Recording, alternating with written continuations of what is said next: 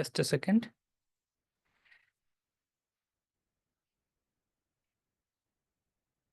कृष्णा कृष्णा हरे हरे राम राम राम हरे हरे। ओम ज्ञानतिमिरान्धस्य ज्ञानाञ्जनशलाकया चक्षुरुन्मिलितं येन तस्मै श्रीगुरुवे नमः। श्रीचैतन्यमनोभीष्टं स्थापितं येन भूतले स्वयं रूपकदा मह्यं ददाति स्वपदान्तिकम्। वन्देऽहं श्रीगुरो श्रीयुतोपदकमलं श्रीगुरून् वैष्णवांश्च श्रीरूपं स्वाग्रजातं सहगणरघुनाथान्वितं तं सजीवं स्वाद्वैतं सावधूतं परिजनसहितं कृष्णचैतन्यदेवं श्रीराधा कृष्णपादान् सहगणललिता श्रीविशाखान्वितांश्च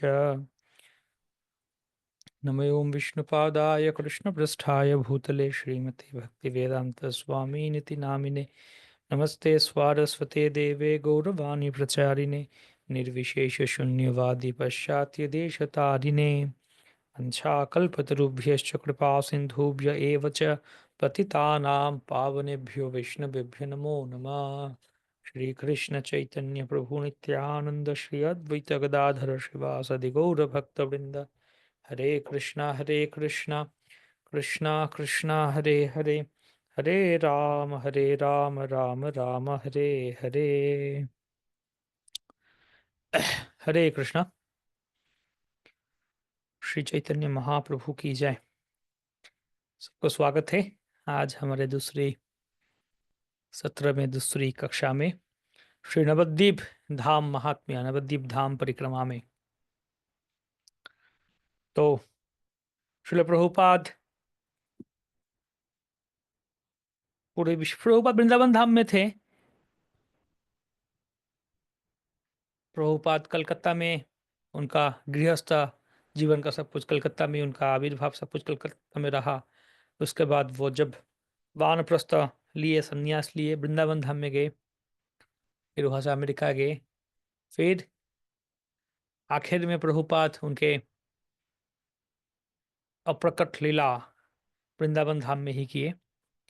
इसलिए प्रभुपाद कहे थे कि Vrindavan is my home, Vrindavan उनका घर है, और Mumbai is my office and Mayapur is my place of worship. तो मायापुर धाम जो है मेरा पूजा घर है, घर में पूजा क्षेत्र होता है, पूजा घर होता है, मंदिर होता है। तो Mayapur is my place of worship. और अंतरराष्ट्रीय कृष्ण भवनामृत संस्था इस्कॉन के मूल शाखा, हेड ऑफिस कह सकते हैं हम, मायापुर में ही श्रील प्रभुपाद स्थापना किए।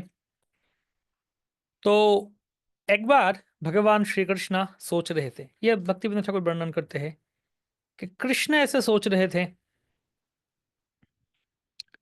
कि क्या किया जाए इस भौतिक जगत में जीवों के साथ।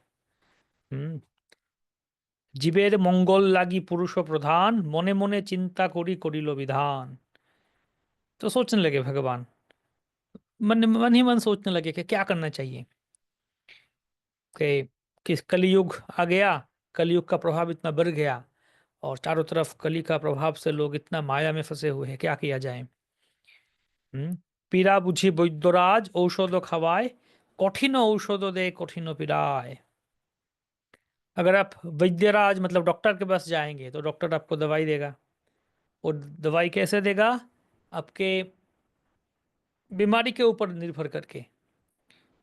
कितने कठिन बीमारी उतने कठिन मेडिसिन। डॉक्टर के पास गए पहले, हाँ ये दवाई लो, ओके, 2 दिन बाद आना, हाँ 2 दिन बाद गया, क्या है हाल अभी है, नहीं कम नहीं हुआ, ऐसे ऐसे हुआ, ठीक है और एक दवाई लो, मतलब उसको और पावर बढ़ा के दिया, ठीक है। खास करके होम्योपैथी में ऐसे होता है। मेरे पिताजी होम्योपैथी डॉक्टर हैं, तो कुछ कुछ मुझे भी, क्योंकि मेरे घर में दवाई रहता है और पिताजी यहाँ पे नहीं रहते, हमारे होम टाउन में रहते। तो जब भी कुछ होता है हमारा मेरा पास यहाँ पे फ़ोन लगाता हो, ये हुआ, तो बोलते हैं अच्छा ये दवाई लो, ओके।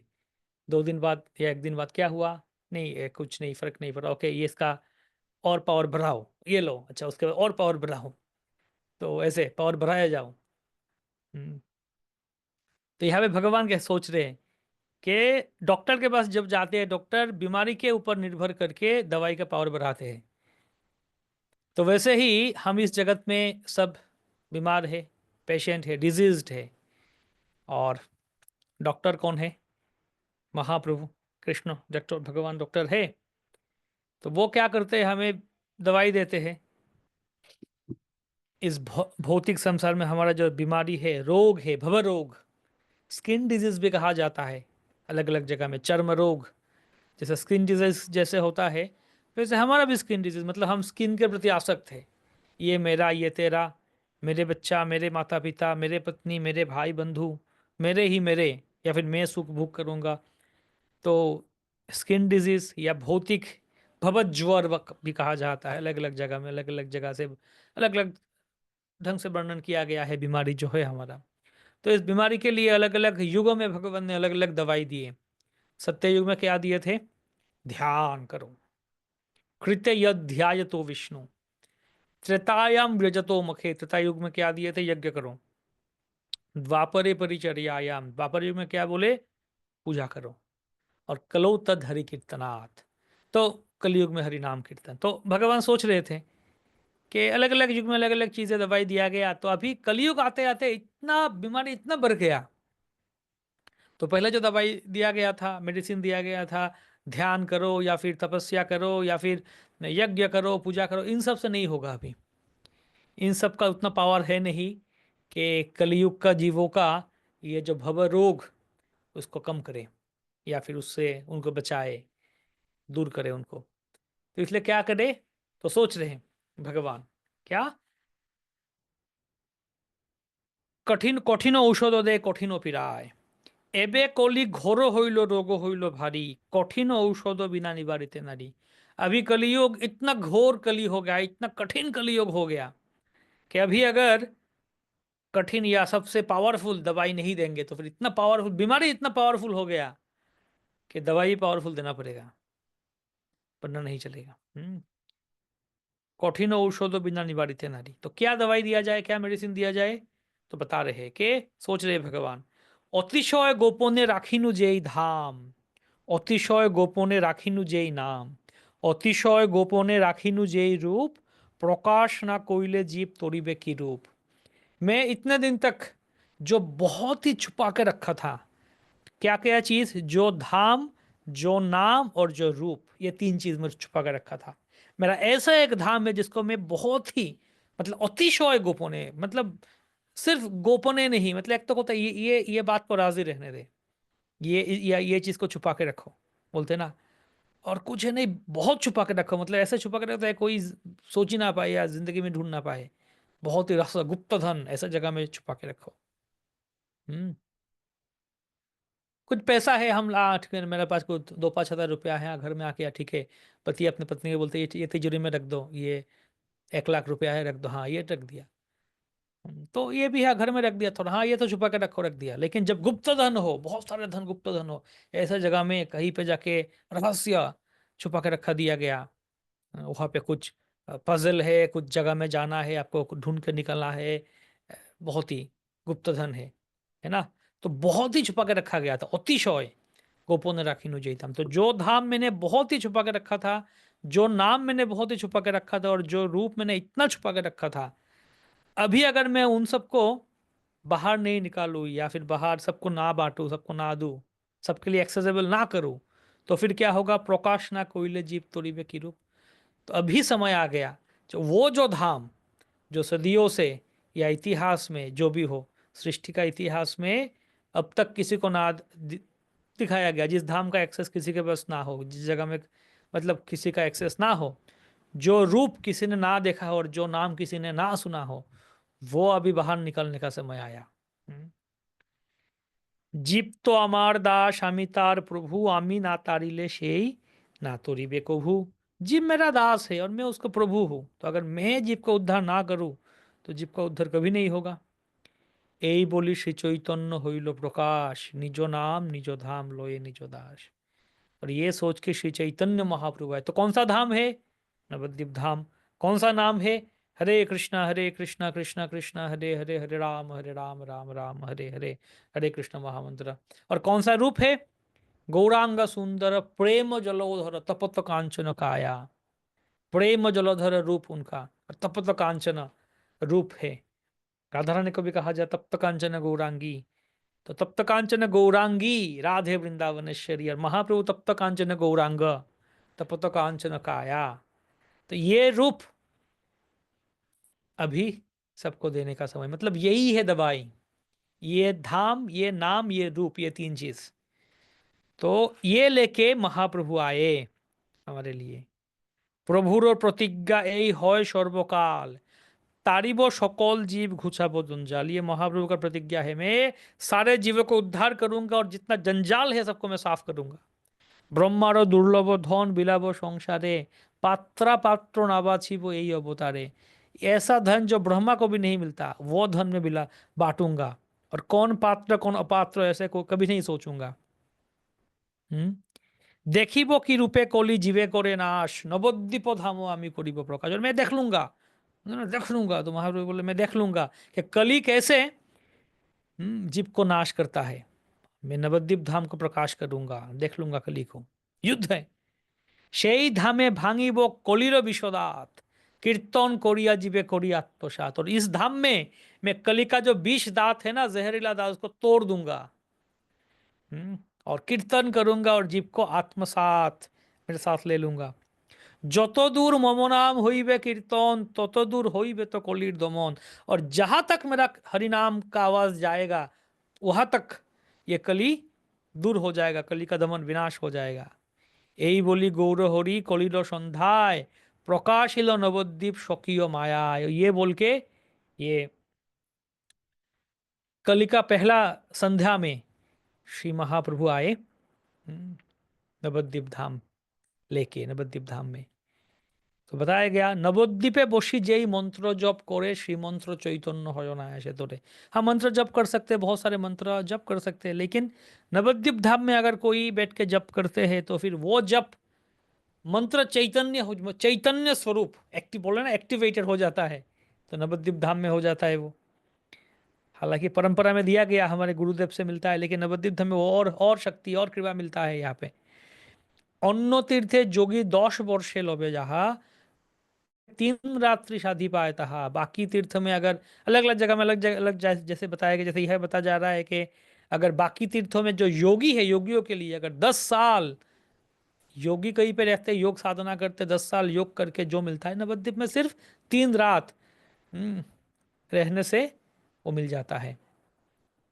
अन्य तीर्थे ब्रह्म ज्ञाने जेई मुक्ति हो, बाकी तीर्थ में ब्रह्म ज्ञान का साधना करके जो मुक्ति प्राप्त हो सकता है, नवद्वीपे भागीरथी मतलब गंगा में सिर्फ नहाने से, स्नान करने से वो मुक्ति मिल जाता है।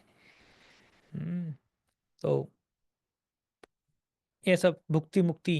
और भी कहा गया शतो वर्ष सप्त तीर्थे मिले जहा भाई, नवद्वीपे एक रात्र वासे तहा पाई। 100 तीर्थ में या 100 साल सप्त तीर्थ में अगर रह के जो मिल सकता है, नवद्वीप में सिर्फ एक रात रहने से मिल सकता है। हम्म।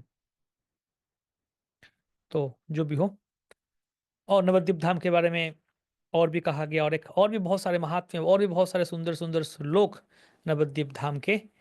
तो हम हर रोज पहले शुरुआत में थोड़ा कुछ श्लोक सुनेंगे, उसके बाद नवद्वीप का कथा सुनना शुरू करेंगे। तो और एक श्लोक सुनते हैं हम संस्कृत में, सुन के हम नवद्वीप का लीला में जाते हैं।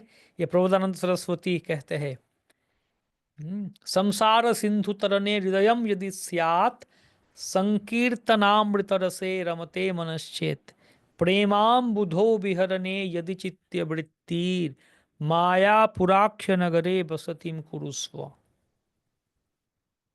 তরিতে সংসার সিন্ধু যদি বাঞ্ছা তব, সংকীর্তনামৃতা স্বাদে থাকে इच्छा লব। বাঞ্ছা যদি থাকে प्रेम समुद्र विहारे, मायापुरे करो वास जाह्नवी तीरे। अगर आपका ऐसा इच्छा हो, भक्ति मतलब प्रभुदान सरस्वती लिख रहे हैं, बता रहे हैं हमें कि अगर आपके ऐसे, हम सबको बता रहे हैं कि अगर आपके हृदय में ऐसे इच्छा हो कि आप संसार सिंधु को लांघना चाहते हैं, उसको उसको पार करना चाहते हैं, संसार सिंधु से अगर बचना चाहते हैं, और अगर आपका मन में ऐसा इच्छा हो कि आप संकीर्तन अमृत आस्वादन करना चाहते हैं। हम्म, और आपका अगर ऐसा इच्छा हो कि प्रेम समुद्र में आप विहार करना चाहते हैं, तो फिर मायापुर धाम में आ जाइए और जाह्नवी का तीर में मायापुर धाम में निवास कीजिए। श्री मायापुर धाम की जय। तो ठीक है, हम मायापुर के लीला सुनना शुरू करते हैं।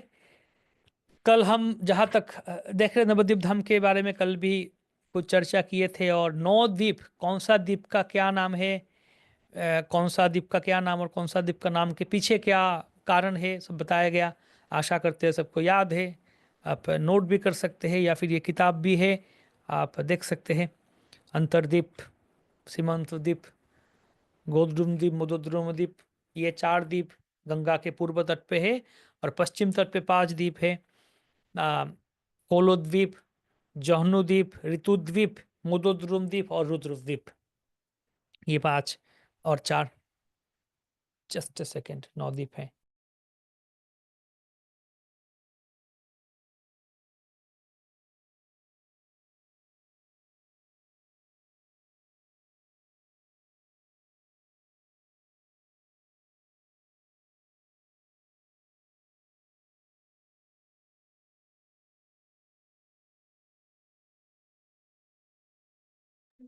Just second.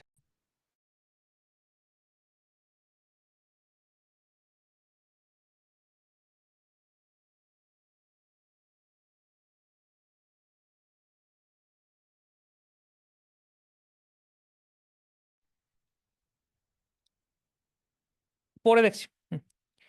Okay, sorry for that. सो तो कल हम चर्चा कर रहे थे नवद्वीप धाम के 9 द्वीप के बारे में, कौन सा द्वीप में क्या है। तो ये भी और एक बता देते हैं, नवद्वीप धाम के जो वृंदावन के, ये भी कथा प्रसंग तो बताएंगे आगे चल के भी, लेकिन फिर भी शुरुआत में बता देते हैं कि जो जो वृंदावन धाम में गए, वृंदावन धाम के साथ नवद्वीप के क्या संबंध है।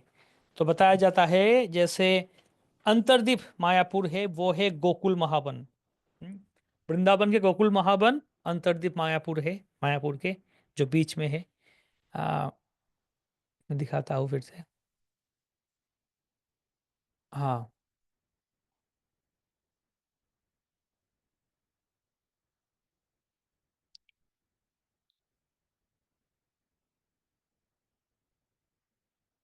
हाँ, ये बीच में जो अंतर्द्वीप है, ये है गोकुल महावन।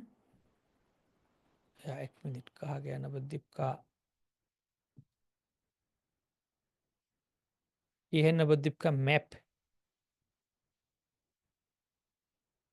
कहाँ से रिडायरेक्ट हो रहा है, जो भी, आशा करते हैं आपको दिखाई दे रहा है।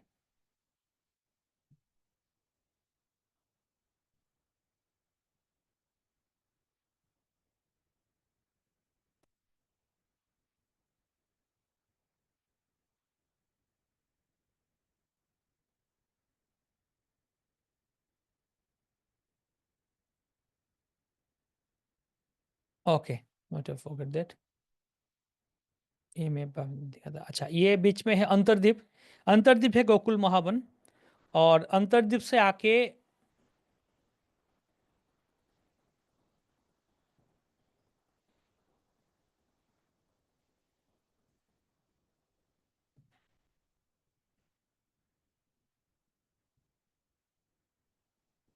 कहा गया, वो मैप कहा गया, पिक्चर।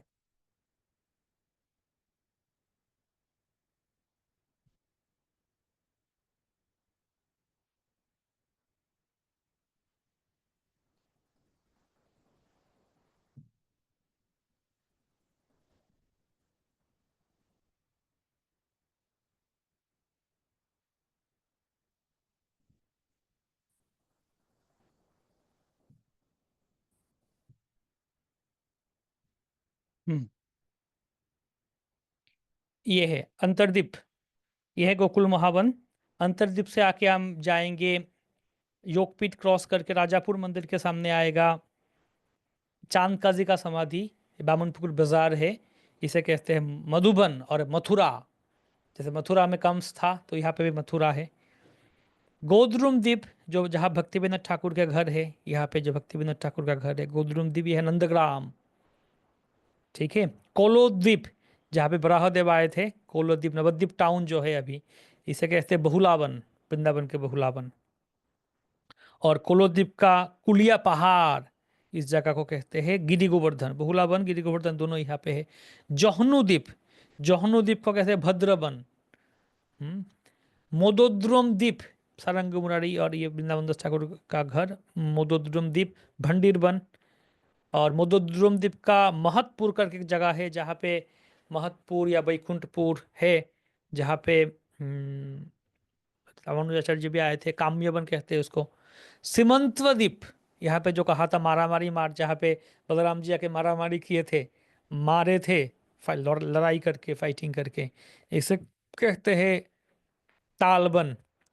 रुद्रद्वीप जो है, रुद्रद्वीप गौड़ी मठ इसे कहते हैं बिलवन। और चंपाहट्टा, चंपाहट्टा इसको कहते हैं खदीरवन।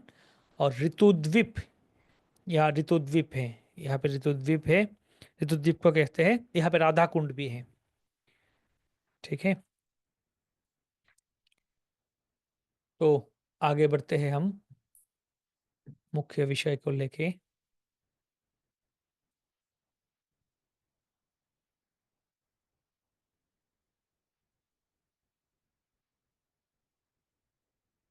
हाँ,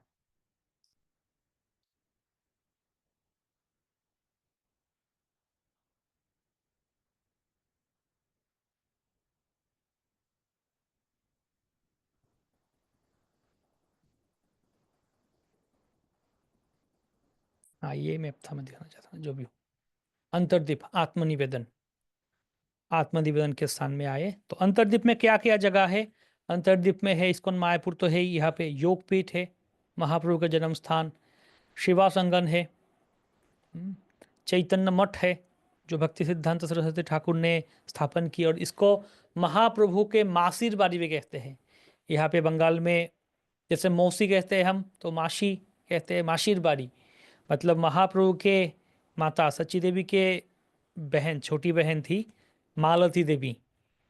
हम्म, और उनके पति थे चंद्रशेखर आचार्य, तो उनके घर यहाँ पे था।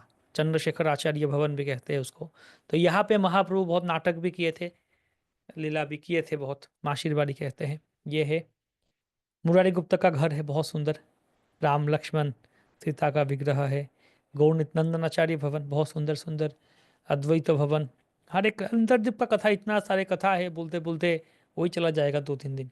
गदाधर अंगन है, बल्लाल धी पृथु कुंड है, पृथु महाराज सत्य युग में आए थे यहाँ पे। वृद्ध शिव घाट या प्रौढ़ा माया, गौरांग घाट, माधाई घाट, माधाई ने घाट बनाया था यहाँ पे, गौरांग महाप्रभु का घाट है। ये सब जगह अभी भी है। मैं जहाँ पे हूँ गंगानगर, यहाँ पे दिखाई देता है ये गौरांग घाट। सब बार बरकोना घाट, नगरिया घाट, घाट है, भरद्वाज टीला, शिव डोबा, जयदेव गोस्वामी का घर, जयदेव हाउस इंग्लिश के। अच्छा सॉरी, मैं आपको क्यों बंगाली में क्यों दिखा रहा हूँ, सॉरी, हिंदी, हाँ। जयदेव गोस्वामी का घर है ये। गंगादास पंडित का टोल है। हम्म, और संगम क्षेत्र भी है। गंगा, गंगा यमुना है, और सरस्वती, ये भी संगम है। तो अंतर्दीप का कथा क्या है? जैसे कल बताया था अंतर्दीप क्यों हुआ, क्यों नाम पड़ा अंतर्दीप। ये तो कहानी पता ही है हम सबको कि कैसे द्वापर युग में भगवान जब आए थे कृष्णा वृंदावन धाम में, तब ब्रह्मा जी मोहित हो गए थे। ब्रह्मा जी को पता नहीं चल रहा था कि ये कैसे भगवान हो सकता है। ये कैसे भगवान हो सकते हैं जो झूठा खा रहे, गाय चरा रहे, जंगल में गाय चरा रहे, दोस्तों के साथ, मित्रों के साथ, छोटा छोटा गोल बालों के साथ, और झूठा खा रहे, एक दूसरे का मुंह से लेके झूठा खा रहे, ये कैसे परम ब्रह्म भगवान, ये कैसे हो सकते हैं? हम्म, तो उनको मन में ये हुआ कि मैं थोड़ा परीक्षा ले लेता हूँ उनका। तो ब्रह्मा जी आके, पूरा लंबा कहानी है, सबको आशा करते बताई है। ब्रह्मा जी आके गाय चुरा के लेके चले गए, और ग्वाल बाल और गोवत्स और जो उनके कृष्ण के सखा उनको चुरा के लेके गए थे। बाद में 1 साल बाद आके देखे, फिर वही वही कृष्णा, वही वही ग्वाल बाल, वही वही वैसे के वैसे ही गोवत्स, सब कुछ है, सब कुछ थे वैसे ही। तो ब्रह्मा जी को पता चला, एहसास हुआ उनका जो गलती हुआ, और ब्रह्मा जी जाके कृष्ण के पास क्षमा याचना किए, प्रार्थना किए, स्तुति किए कृष्ण के। तो खैर कृष्ण बहुत गंभीर थे। भक्ति रसायन सिंधु में कहते हैं कृष्ण इतना गंभीर थे, ब्रह्मा जी को पता नहीं चला कि कृष्ण मेरा प्रार्थना से खुश हुए या फिर अभी भी नाराज है, मतलब इतना गंभीर थे कृष्ण।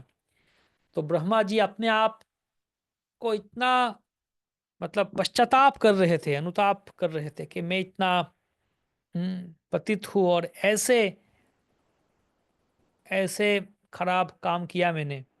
हम्म, मैं ब्रह्मा हूँ, और ब्रह्मांड के पहले जीव ब्रह्मा, ब्रह्मांड के सृष्टा हो, इसलिए लगता है मेरा अंदर बहुत घमंड हो गया, अहंकार हो गया, अहंकार के वश होकर मैं मेरे प्रभु को पहचान नहीं पाया, और इतनी बड़ी अपराध कर लिया मैंने। तो इसलिए मुझे प्रायश्चित करना चाहिए। एक्चुअली इस घमंड अहंकार कहाँ से आया? मेरा जो पद है, मेरा जो पोस्ट है, पावर है, इस इन सब के कारण। तो इसके कारण मुझे क्या करना चाहिए? मुझे जाके भगवान को संतुष्ट करना चाहिए। तो कैसे संतुष्ट करूं? तो अभी तो कृष्ण के पास मैं प्रार्थना किया, स्तुति किया, भगवान खुश है या नहीं वो भी पता नहीं है मुझे, लेकिन जो भी हो, आगे चल के भगवान और आएंगे, फिर से आएंगे कलयुग में, तो ब्रह्मा जी को पता ही था फिर आएंगे, फिर ना ऐसे कुछ कर दूं। तो पहले से ही जाके मैं उनको संतुष्ट करूं। तो ब्रह्मा जी ने सोचा ऐसा कौन सा जगह कहा जाके मैं भगवान का तपस्या करूं। तब उनको पता था कि कलयुग में महाप्रभु नवद्वीप धाम में आएंगे। तो ब्रह्मा जी नवद्वीप धाम में आए, और नवद्वीप में आके इस इस जगह, इसे आतपुर कहते थे, तो इस जगह में ब्रह्मा जी आके तपस्या किए, महाप्रभु के ध्यान किए, कृष्ण के ध्यान किए। उनको पता था महाप्रभु आएंगे, लेकिन किस तरह आएंगे वो एग्जैक्टली पता नहीं था, मालूम नहीं था। तो ध्यान किए, प्रार्थना किए। तो ब्रह्मा जी का तपस्या से संतुष्ट होके महाप्रभु उनके समक्ष प्रकट हो गए। महाप्रभु के इतना उज्जवल ज्योतिर्मय रूप देख के ब्रह्मा जी बहुत ही भक्ति और प्रेम से विगलित हो गए। उनके पूरा शरीर से तेज निकल रहा था महाप्रभु के, उनके पीतवास और घुंघराले बाल, हम्म, आकर्ण नयन कहा जाता है उनका, आयतो नयन, आयत आकर्ण नयन कहा जाता है, मतलब उनका आंख जो है कान तक फैला हुआ था, लंबी आंखें, बहुत सुंदर माला उनका गले में था। तो ये सब देख के ब्रह्मा जी का बहुत ही, उनको हृदय में बहुत ही भक्ति भाव और प्रेम से बहुत ही वो व्याकुल हो गए, और प्रार्थना करने लगे महाप्रभु के समक्ष, प्रणाम करने लगे। तो महाप्रभु तब उनको बताए कि हे ब्रह्मा, मैं तुम्हारा तपस्या से बहुत संतुष्ट हूँ, और इस स्थान में तुमने मेरा मुझे बहुत ही आनंद हुआ कि इस जगह, ये जो मेरा धाम है, इस धाम में तुम आके तपस्या किए हो। तो ये धाम में मैं कलयुग में आऊँगा, और यही मैं लीला रचाऊंगा। तो ब्रह्मा जी बोले कि प्रभु, मैं हमेशा कुछ ना कुछ गलती कर लेता हूँ, अभी भी गलती कर लिया आपका ये लीला में, तो आपके गौड़ लीला में ऐसा कोई गलती ना करूँ, इसलिए मैं भी आना चाहता हूँ, आप मुझे भी लेके आइए। तो बोले ठीक है। और बोले कि ठीक है, मैं तो, मेरा बहुत ऊंचा पद के कारण मेरा हृदय में बहुत घमंड अहंकार आ गया, तो मुझे इस बार बहुत ही नीचा पद देना, नीचा कुछ देना, ताकि मुझे अहंकार ना हो। तो इसलिए महाप्रभु बोले ठीक है, तुम्हारा इच्छा पूर्ण होगा, मेरा गौड़ लीला में तुम हरिदास ठाकुर के रूप में आओगे, और यवन, मतलब मुसलमान कहते हैं यवन वंश में आओगे, यवन हरिदास नाम के कहलाओगे। और जो, मतलब नीचा जात, यवन मतलब नीचा जात, जिनको गिनते नहीं, वर्णाश्रम के अनुसार बहुत ही नीचा जात है, और सब कुछ ये है, वर्णाश्रम के बाहर ही है, यवन है, वेद शास्त्र के अनुसार ही नहीं है। तो लेकिन फिर भी तुम मेरा भक्त बनोगे, और नामाचार्य कहलाओगे, हरिनाम रोज 3 लाख नाम जप करोगे, और नाम का आचार्य बनोगे, विनय का मूर्त विग्रह बन जाओगे। तो ब्रह्मा जी बोले धन्यवाद प्रभु, आपने मुझे ऐसे आशीर्वाद दिए, लेकिन मेरा एक सब प्रश्न ये है कि आप इस अवतार क्यों लेंगे यहाँ पे, और क्या कारण है, क्या उद्देश्य होगा इस अवतार के? अब तो अलग अलग अवतार लेके आते हैं, और आपका अवतार का एक मुख्य उद्देश्य ये होता है असुर का संहार करना, विनाश करना। तो इस बार जब आएंगे क्या उद्देश्य लेके आएंगे? तो महाप्रभु बोले कि ये एक बहुत ही गूढ़ रहस्य है, बहुत ही गुप्त विषय है, तुम किसी को मत बताना, और कोई भी शास्त्र में मत बता। ये भी लिखते हैं, भक्तिविनोद ठाकुर जब लिखते हैं बताते हैं कि भगवान महाप्रभु ब्रह्मा जी को बता देते कि तुम गलती से भी कोई भी शास्त्र में ये लिख मत देना, ये जो मैं कहने वाला हूं तुम्हें बहुत ही गुप्त विषय है, ये गुप्त रखना। कि क्या है, मैं कलयुग में प्रच्छन्न अवतार, छन्न अवतार मतलब छुपा हुआ, छुपा के आऊंगा, अपने आप को छुपा के आऊंगा, मैं भगवान हूं ऐसा नहीं बताऊंगा किसी को। मैं अपने आप को छुपा के रखूंगा, भक्त का रूप में आऊंगा, क्योंकि मैं देखना चाहता हूं कि श्रीमती राधा रानी और जो गोपियां मुझे प्रेम करती है, मुझे प्रेम करके राधा रानी को क्या मिलती है। ऐसा क्या मिल जाता है राधा रानी को मुझे प्रेम करके? श्री राधया प्रणय महिमा कीदृश वाय नहीं वा, क्या मिल राधा रानी का जो प्रेम है मेरे प्रति, उसका महिमा क्या है मैं समझना चाहता हूं। और मेरा जो मतलब तीन चीज है, एक तो है राधा रानी का प्रणय प्रेम, उसका महिमा क्या है समझना चाहता हूं। दूसरी बात है मेरे जो माधुर्य है वो ही कैसे है, मेरे अपने जो खुद के, मैं कृष्ण हूं, मेरे जो माधुर्य वो कैसे है, अपने आप को समझना चाहता हूं मैं। हम अपने आप को देखने के लिए आईना में जाते हैं, या फिर जो भी हो सेल्फ असेसमेंट, सेल्फ इवेल्युएशन करते हैं। तो महाप्रभु बोले मुझे अपने आप को देखना है, मेरा जो माधुर्य कैसे है, इतना मिठास क्या है इसमें। और तीसरा, गोपियां मेरा सेवा करती है, करके मुझे लगता है कि मुझे जितना आनंद मिलता है उनका सेवा लेके, उससे ज्यादा आनंद उनको मिलता है मेरा सेवा करके। तो वो आनंद कैसे है मुझे, मैं वो चखना चाहता हूँ। तो ये तीन कारण के लिए मैं आऊंगा। और मैं भक्त का रूप में आऊंगा, हरिनाम नाम प्रेम प्रचार करूंगा, और पात्र अपात्र विचार नहीं करूंगा, सबको मेरा नाम और प्रेम दूंगा। और जो बच गया पहला अवतार में वो सबको आएंगे अभी, और सबको मैं उद्धार करूंगा। ऐसे जो पहले कभी नहीं किया ये अभी करूंगा, किसी को मारूंगा नहीं प्राण से, लेकिन एबे अस्त्र ना धुरिबो, प्राणे कारे ना मारिबो, चित्त शुद्धि घोटाइबो सवार। मैं अभी शस्त्र नहीं उठाऊंगा हाथ में, किसी को जान से नहीं मारूंगा इस अवतार में, लेकिन सबका अंतरो असुर जीवेर फेलिबो काटिया। मैं क्या करूंगा, एबे हरि एबे नाम संकीर्तन तीक्ष्ण खड्ग लोइया, नाम संकीर्तन का तीक्ष्ण खड्ग, खड्ग मतलब तलवार, तलवार या शस्त्र। अभी मैं ऐसा तलवार उठाऊंगा जो तलवार होगा नाम संकीर्तन का तलवार। और इस नाम संकीर्तन का तलवार से क्या करूंगा मैं, शस्त्र से अंतर असुर जीवेर फेलिबो काटिया, जीवों का हृदय में जो असुर है सबका हृदय में, उस असुर को मार डालूंगा, किसी को जान से नहीं मारूंगा।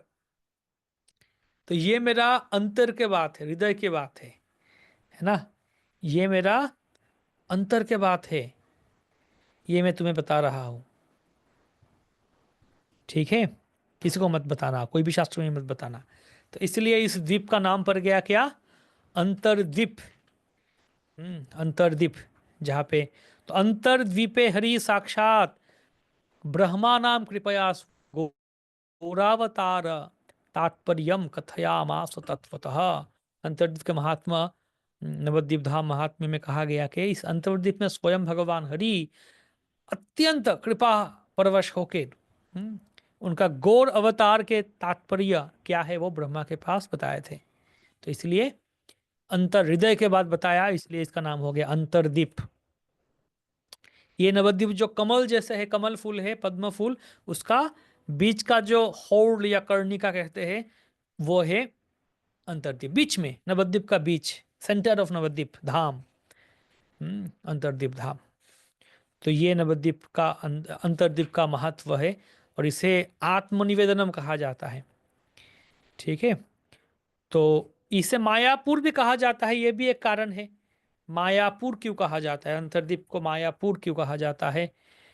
नित्यानंद प्रभु भी भविष्यवाणी किए थे जीव गोस्वामी के पास कि ये मायापुर नाम कहलाएगा। हम्म तो कह रहे, तोंगे माया हरे शक्ति दुर्घटन पटीयसी चिन्मयम अंतरादित्यम आच्छादय से सांप्रतम ततो मायापुरो ख्यातिर योग पीठस्य भूतले प्रौरा माया तव ख्याति सर्वत्र वर्तते प्रिय। ये माया देवी का पूर है। मतलब क्या? महादेव शिव जी पार्वती देवी को कह रहे थे कि हे देवी, तुम भगवान श्रीहरि के माया शक्ति हो, जिसे कहते हैं दुर्घटना पटीयसी। दुर्घटना पटीयसी मतलब असंभव को भी संभव कर सकती हो तुम। हम्म। तो भगवान का माया शक्ति हो, बहिरंगा माया शक्ति के स्वरूप से तुम इस अंतर्द्वीप में विराज निवास करती हो। और भगवान के ये जो ज्योति है, भगवान के जो बहुत सुंदर रूप है, हम्म, इसको इस भौतिक दृष्टि वाले मनुष्यों से छुपा के रखती हो तुम। इसलिए इस भूमंडल में इस योगपीठ मायापुर या फिर माया का नगरी के नाम के ख्यात विख्यात होगा।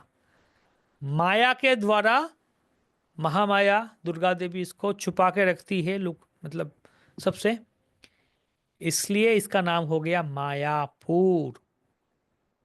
बद्दी प्रौढ़ माया के बात को बताया गया।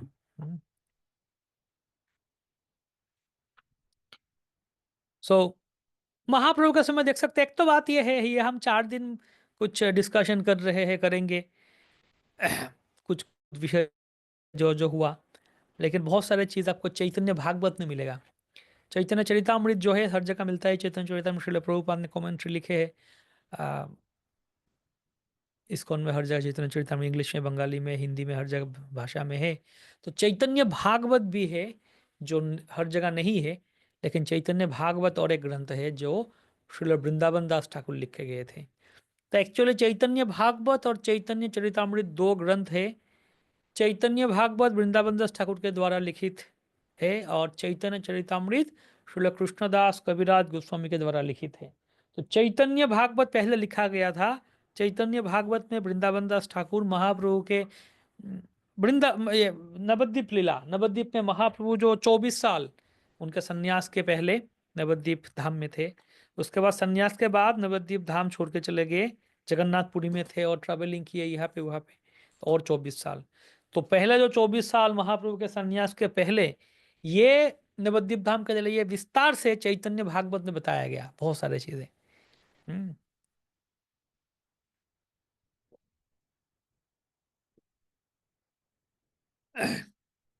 और चैतन्य चरितामृत में ज्यादातर सन्यास के बाद का लीला बताया गया, मतलब each one compliments each one. तो चैतन्य भागवत और चैतन्य चरितामृत, चैतन्य भागवत तो कह सकते हैं हम पार्ट 1, चैतन्य चरितामृत तो कह सकते हैं पार्ट 2। तो इसलिए हमें चैतन्य भागवत पहले पढ़ना चाहिए और फिर चैतन्य चरितामृत पढ़ना चाहिए। लेकिन श्रील प्रभुपाद चैतन्य चरितामृत हमें दिए क्यों? मुख्य ये कारण था क्योंकि समय भी कम था और मुख्य रूप में फिलोसॉफी सिद्धांत को स्थापन करना था। तो इसलिए श्रील प्रभुपाद चैतन्य चरितामृत में बहुत हमारे गौड़ीय वैष्णव सिद्धांत का जो फिलोसॉफी चैतन्य चरितामृत में है वो पढ़ना चाहिए एक्चुअली हम सबको।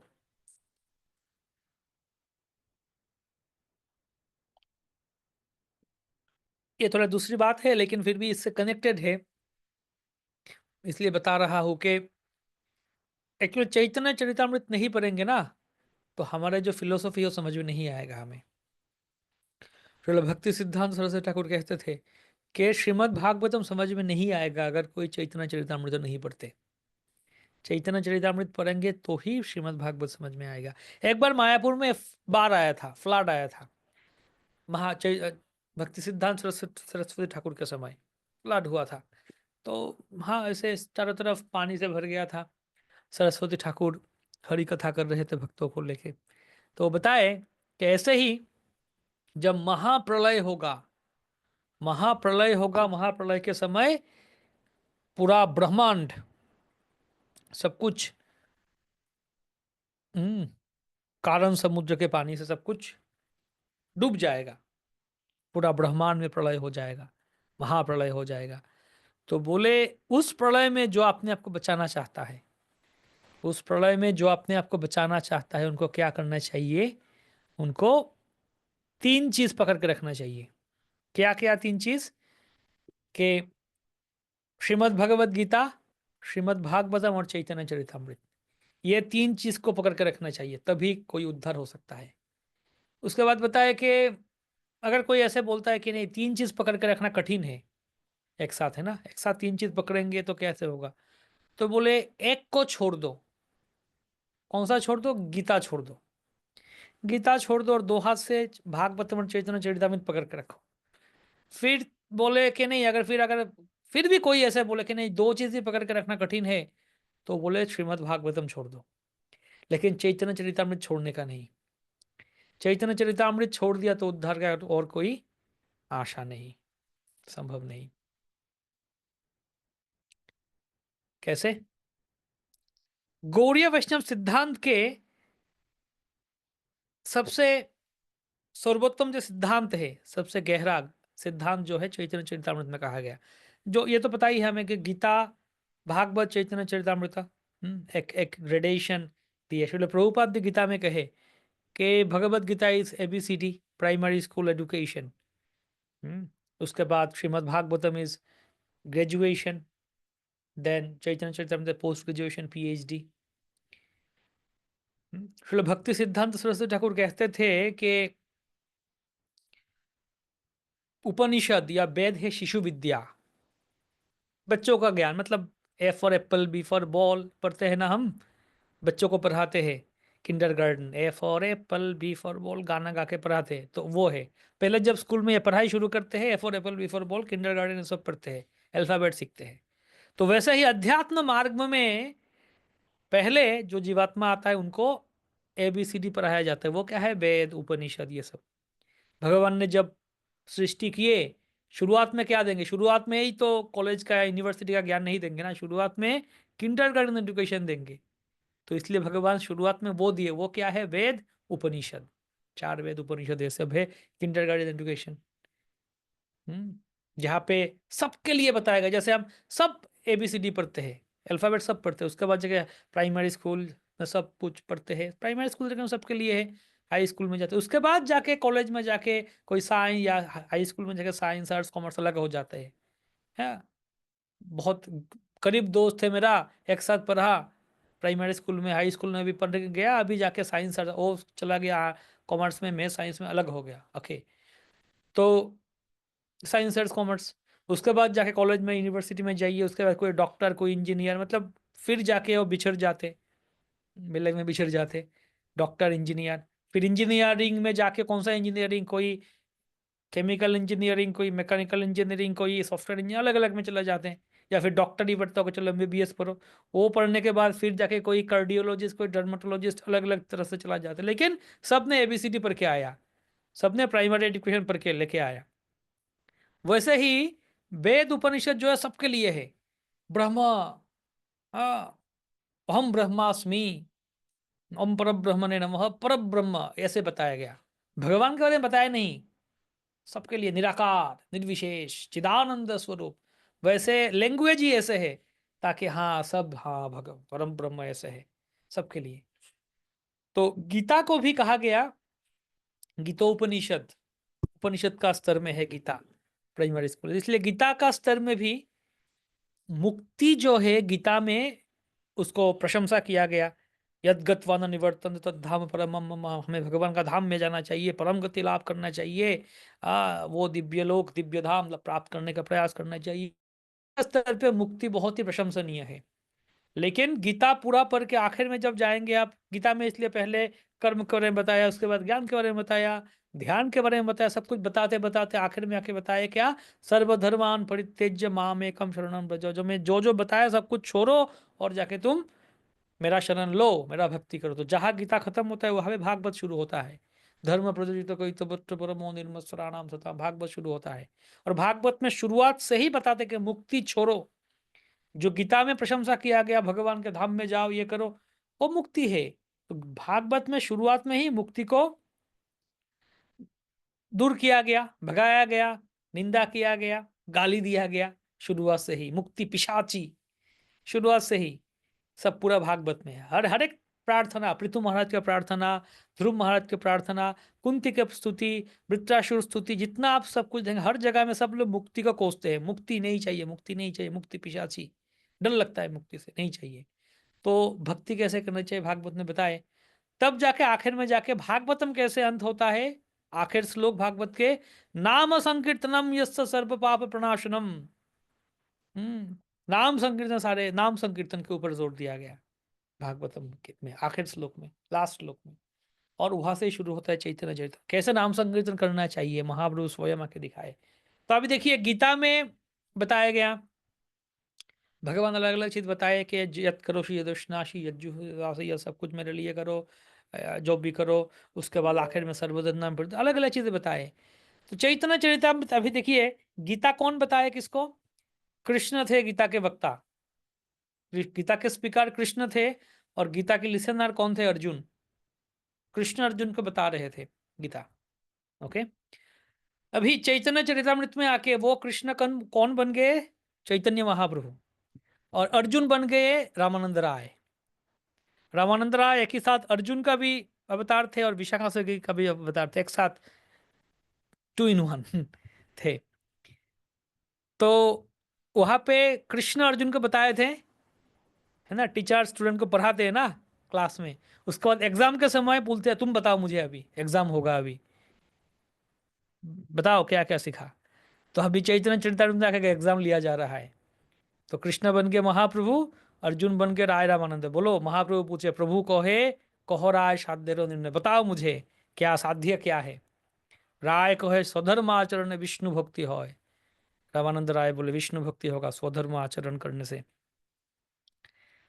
तो विश्व स्वधर्म आचरण करो, वर्ण, उसके लिए क्या रेफरेंस दिए, हाँ वर्णाश्रम चारवता पुरुष है न पर। महाप्रभु बोले नहीं, यह बाह्य आगे कहो, और यह बाह्य है आगे कहो, और आगे बढ़ो।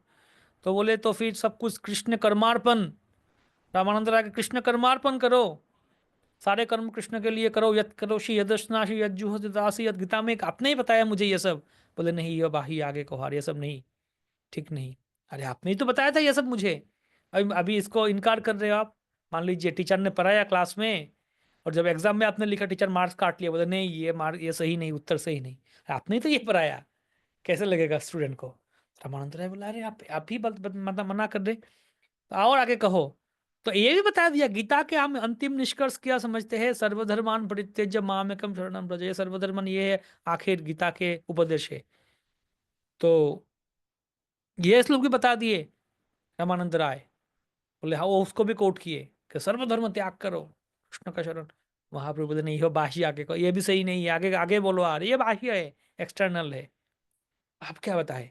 तब जाके भागवतम से कोट किए, बोले नहीं गीता से हुआ नहीं, काम नहीं चलेगा, ये भागवतम से बताते। तब जाके ब्रह्मा जी का प्रार्थना 10वां स्कंद से बताए कि ज्ञाने प्रयासम उदपस्य नमन्ति एव जीवन्ति सन्मुखरिताम भवदीय वार्ताम स्थाने स्थिता श्रुतिकताम तनुवांग मनोभीर ये प्रायश अजित जित पित स्त्रीलोक्याम, कि जो जहाँ पे हो स्थित रहो, गृह थाको बने थाको, जहाँ पे जो जैसे हो, गृहस्थ हो ब्रह्मचारी हो, जहाँ पे हो रहो, हरिनाम करो, हरि कथा श्रवण कीर्तन करो, शरीर से, वाक्य से, मन से, काय मन वाक्य से करते रहो, श्रवण कीर्तन करो।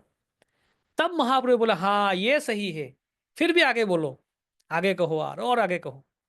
तो ये पहले बार बोला हाँ ये सही है।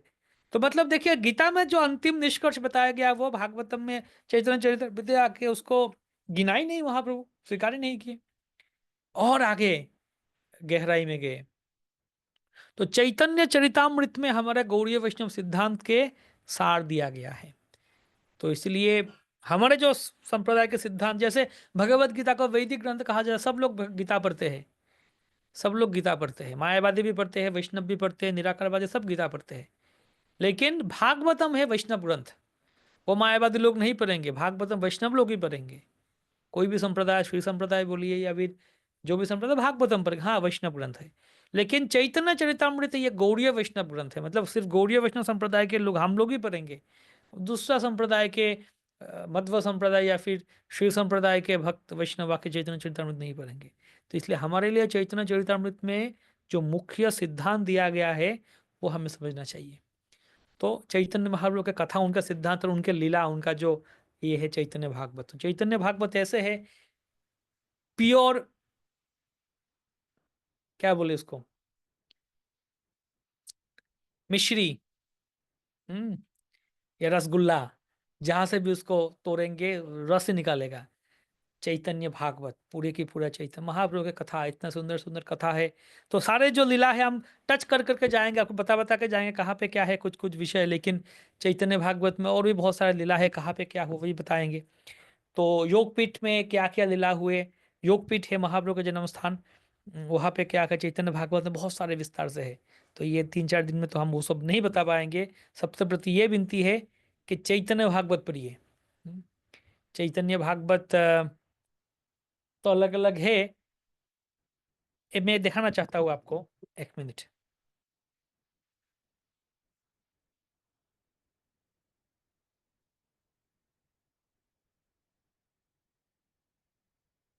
मतलब मतलब मुख्य रूप में से चैतन्य भागवत तो चैतन्य चरितामृत जैसे श्लोक है, दिया गया है आदि खंड, अंत खंड, मध्य खंड, बंगाली में श्लोक है के रूप से, जैसे चैतन्य चरितामृत है। और श्रील प्रभुपाद ने उसका अनुवाद किया, हर एक श्लोक का तात्पर्य भी दिए, इंग्लिश में हिंदी में है। लेकिन चैतन्य भागवत के ऊपर वैसे इंग्लिश में मिल जाएगा आपको। भक्ति सिद्धांत सरस्वती ठाकुर ने टीका तात्पर्य लिखे, बहुत ही सुंदर उनका भाष्य है। इंग्लिश में है, उसको वेदाबेस में है, या फिर बुक भी मिलता है इंग्लिश में, श्लोक और अनुवाद तात्पर्य के साथ। हिंदी में पता नहीं, उसको अनुवाद शायद हुआ नहीं। लेकिन एक तो है, उसको हमारे श्रील प्रभुपाद के एक शिष्य श्रीपाद पूर्ण प्रज्ञ प्रभु ने ऐसे इसको एक गद्य के रूप में, पुनः कथन गद्य के रूप में किए, महाप्रभु का लीला, चैतन्य भागवत लीला।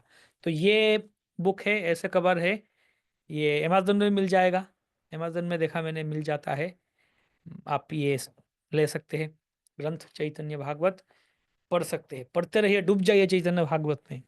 हम्म, इतना सुंदर सुंदर कथा, और क्या बताएंगे। तो खैर हम आगे बढ़ते हैं। योगपीठ, योगपीठ का मतलब क्या है? योग, समयोग, योग वियोग, वियोग पता चलता है ना, सांख्य योग, हम्म, ज्ञान योग। तो योग मतलब प्लस जोड़ना। योग पीठ मतलब इसी महाप्रभु जब आते, भगवान जब आते हैं इस जगत में, तो इसी स्थान में वो भक्तों के साथ मिलते हैं, या फिर इसी स्थान के साथ वो हमारे साथ कनेक्ट करते हैं, इसलिए इसको योग पीठ कहा जाता है। या इसी स्थान में आके भक्तों के साथ उनका मिलन हुआ, योग पीठ। योग पीठ जो महाप्रभु के घर, मतलब उनका पिताजी जगन्नाथ मिश्र के घर है। तो पहले तो यगन महाप्रभु के माता पिता एक्चुअली बांग्लादेश से है, अभी सिलहट कहते हैं उस जगह, श्रीहट्ट, आसाम के पास। एक्चुअली वो आसाम के पार्ट था, आसाम के बाजू में था वो जगह, सिलहट श्रीहट्ट। महाप्रभु अभी वो जो जगह है वो बांग्लादेश में है, महाप्रभु के पिताजी का जो आदि स्थान है। और पास में बॉर्डर है, उसके बॉर्डर के उस तरफ इंडिया है, बांग्लादेश है। तो मेरे सौभाग्य, या फिर कह सकते कृपा मेरे ऊपर जो भी है, अहोभाग्य हेतु की रूप से, कि मेरा भी जो जन्म हुआ और सब कुछ उसी जगह में, उसी बाजू में ही। तो वहाँ पे बहुत सारे, वहाँ पे श्रीलंका जो बांग्लादेश का अंश है, वहाँ पे बहुत सारे जगह है। महाप्रभु के पिताजी का घर है, उनके माताजी का घर है, अद्वैत आचार्य का जन्म स्थान वहाँ पे हुआ। और शिवास ठाकुर के जन्म स्थान वहाँ पे है। शिवानंद सेन, सेन शिवानंद, उनको भी पढ़ेंगे, उनका भी घर वहाँ पे है। ऐसे बहुत सारे आचार्य के पंचतत्व से देखिए, अद्वैत आचार्य और शिवास ठाकुर महाप्रभु तीनों वहाँ से ही है। हाँ हाँ। गदाधर पंडित दूसरा जगह, बांग्लादेश का दूसरा जगह में है, और नित्यानंद प्रभु बीरभूम। तो 5 पंचतत्व है। तो बांग्लादेश से बहुत सारे भक्तों का, महाप्रभु के भक्तों का आविर्भाव स्थान है, अभी भी है। लेकिन अभी बांग्लादेश का सिचुएशन थोड़ा खराब है, तो प्रार्थना करते हैं महाप्रभु के पास तो सब कुछ ठीक ठाक हो। आप सब भी जाइए दर्शन करने, अभी भी महाप्रभु के पिताजी का स्थान है। तो वहां से आए थे एक्चुअली बहुत सारे भक्त, उस तरफ बांग्लादेश में उनका जन्म हुआ था। बाद में वो मायापुर में आए थे, और भी मायापुर के भी आसपास में बहुत सारा जगह है, वहाँ पे उनका आविर्भाव हुआ था, बाद में मायापुर में आए थे। तो यहाँ पे एक्चुअली आके नीलांबर चक्रवर्ती थे, बहुत बड़ा पंडित, वो भी वहाँ से ही आए थे। नीलांबर चक्रवर्ती सिलहट से उनका मदन गोपाल के विग्रह लेके आए थे। वो मदन गोपाल के विग्रह बेलपुकुर में है, जो हम दिखाएंगे आपको। बेलपुकुर जब दिखाएंगे सीमांत द्वीप का, तब दिखाएंगे। 700 साल पुराना विग्रह, 700 साल पुराना डीटी जो वहाँ पे वो सेवा करते वो लेके आए थे। तो नीलांबर चक्रवर्ती बहुत बड़ा पंडित थे, विद्वान थे और ज्योतिषी भी थे। तो जगन्नाथ मिश्र आके नीलांबर चक्रवर्ती का स्टूडेंट बने, उनसे पढ़े, शास्त्र पढ़े उनका चतुष्पाठी या टोल में, पाठशाला में। और आगे चल के जगन्नाथ मिश्र के साथ नीलांबर चक्रवर्ती के जो कन्या पुत्री सची माता का विवाह हुआ। तो उनका घर यहाँ पे था। तो जगन्नाथ मिश्र उतने उतने धनी ब्राह्मण नहीं थे। ब्राह्मण मतलब धनी नहीं होते थे, गरीब ब्राह्मण थे। शास्त्र पढ़ते थे, भगवान का पूजा करते थे। गरीब ब्राह्मण थे लेकिन भगवान का सेवा में थे। तो उनके घर था जगन्नाथ मिश्र के घर। तो ये है योगपीठ। हम्म, ये है योगपीठ।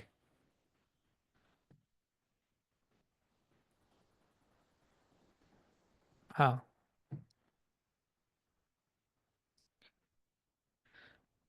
तो आप सब में जो आप जो जो मायापुर में आए हैं, आशा करते हैं इन सब जगह में गए आप, योगपीठ वगैरह जो मायापुर के आसपास है।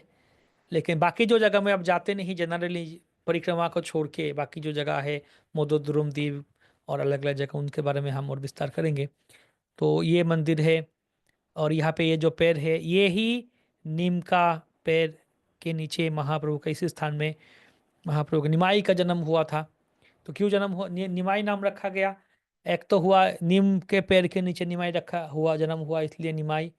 क्यों ये भी हो कि उस समय ग्रहण, चंद्र ग्रहण का समय था और इस ग्रहण का समय शुभ हुआ था, समय था। इसीलिए इस नीम का पेड़ बहुत शुभ माना जाता है। इसलिए एक प्रोटेक्शन, सुरक्षा होता है, एक विश्वास है, इसलिए नीम का पेड़ का नीचे रखा गया था। और क्योंकि महाप्रभु के पहले भी जगन्नाथ मिश्र सची देवी के संतान हुए बहुत और मर भी गए, हालांकि उनके पहले विश्व रूप तो थे ही, तो इसलिए उनका नाम निमाई रख दिया गया। ताकि निमाई मतलब करवा, नीम मतलब करवा होता है, तो इसलिए यमराज उनको लेके नहीं जाएंगे, ऐसे विश्वास, सरल विश्वास हुआ करता है।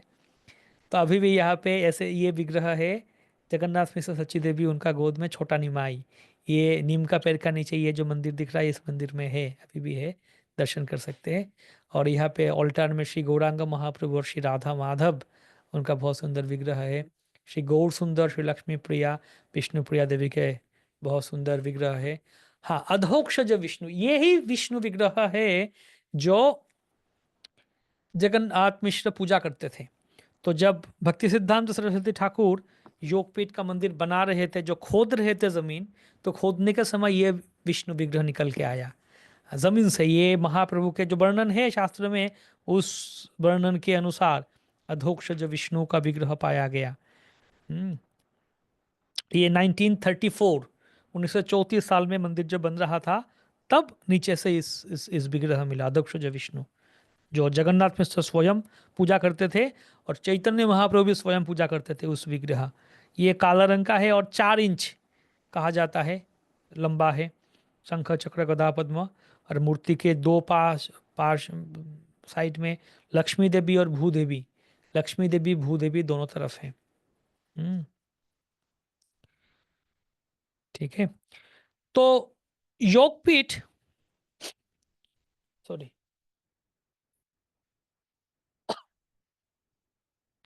भक्ति सिद्धांत सरस्वती ठाकुर, वो लगभग 9 से 10 साल मायापुर धाम में बैठ के हरिनाम संकीर्तन किए थे, हरिनाम जप किए थे। शतकोटि, 1 बिलियन होली नेम चैंट किए थे वो। रोज 3 लाख नाम जप करते थे, रोज 3 लाख नाम जप करते थे। तो उनका विग्रह है। तो योगपीठ में बैठ के वो जप करते थे यहाँ पे, महाप्रभु के स्थान।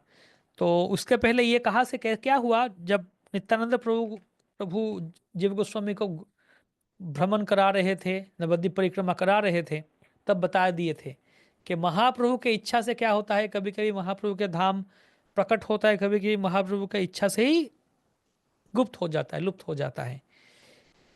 आज से 100 साल बाद एक बहुत बड़ा एक फ्लड आएगा, और फ्लड से क्या होगा, ये महाप्रभु का जो जन्म स्थान सब डूब जाएगा, सब डूब जाएगा। फिर जाके एक समय, फिर महाप्रभु का इच्छा से फिर आएगा, प्रकाश होगा, लोगों को मिलेगा। तो जीव को उस समय सवाल पूछे कि कैसे पता चलेगा, कैसे पता चलेगा फिर, मतलब कौन सा जगह महाप्रभु का जन्म स्थान है, ये जगह कैसे पता चलेगा? तब नित्यानंद प्रभु कहे कि ये जगह जो है, फिर ये जगह उठ के आएगा फ्लड के बाद, बहुत दिन बहुत साल ये डूब के नदी का नीचे रहेगा, और फिर जाके क्या होगा, इसका कोने में यहाँ पे बहुत यवन लोग, मुसलमान लोग का ग्राम होगा, और इसका नाम भी मायापुर रहेगा, या मियापुर कह दिए थे, ऐसे रहेगा। और यहाँ पे बहुत सारा, इस जगह में बहुत सारा तुलसी का वन होगा। तो वैसे ही ऐसे भक्तिविनोद ठाकुर आए थे, वो डेप्यूटी मजिस्ट्रेट थे ब्रिटिश का समय, केदारनाथ दत्त। तो वो आए थे महाप्रभु के जन्म स्थान ढूंढने के लिए। तो भक्तिविनोद ठाकुर का घर जो था वो था नदी का उस तरफ। भक्तिविनोद ठाकुर का घर नदी का उस तरफ था। हाँ,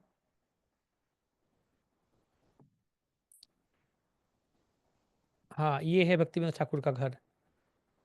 ये जो है ना भक्तिविनोद ठाकुर कुटीर, स्वानंद सुखदा कुंज कहते हैं। तो भक्तिविनोद ठाकुर पहले लगा था, सब लोग बोलते थे इस तरफ है महाप्रभु का जन्म स्थान। तो भक्तिविनोद ठाकुर यहाँ पे उनका घर बनाए थे, यहाँ पे बैठ के भजन कर रहे, जप कर रहे थे। एक दिन शाम का समय देखिए बीच में ये भक्तिविनोद ठाकुर का घर है, और उनके सामने जलंगी नदी है, ये नदी है। तो अचानक भक्तिविनोद ठाकुर देखे कि नदी के उस तरफ, जिस तरफ ये योगपीठ है, इधर से अचानक एक बहुत बड़ा रोशनी दिखाई दे रहा है, बहुत एक उज्जवल रोशनी दिखाई दे रहा है। तो बोले ये क्या, ये रोशनी कहाँ से आया। एक तेज, बहुत सुंदर, बहुत ही उज्जवल एक रोशनी दिखाई दिया। यहाँ से बैठ कर जब करे, तो बरामदा में बैठ के। तो अगले दिन नदी क्रॉस करके, ये जो रिवर है उसको बोट से क्रॉस करके उस तरफ गए, और जाते जाते वो ढूंढ रहे थे कहाँ से आई है ये रोशनी, ढूंढ रहे थे। तो ढूंढते ढूंढते ढूंढते ढूंढते, तो इस गांव का नाम था मियापुर, मियाँ भाई, मतलब मुस्लिम लोग है ना, मियाँ भाई बोलते हैं, उनका मियापुर हो गया था। तो यहाँ पे आए, आके देखे एक जगह में बहुत तुलसी का पौधा, बहुत तुलसी, जंगल जैसे हो गया, बन, तुलसी का बन, इतना सारा तुलसी, बड़ा बड़ा ऊंचा ऊंचा तुलसी।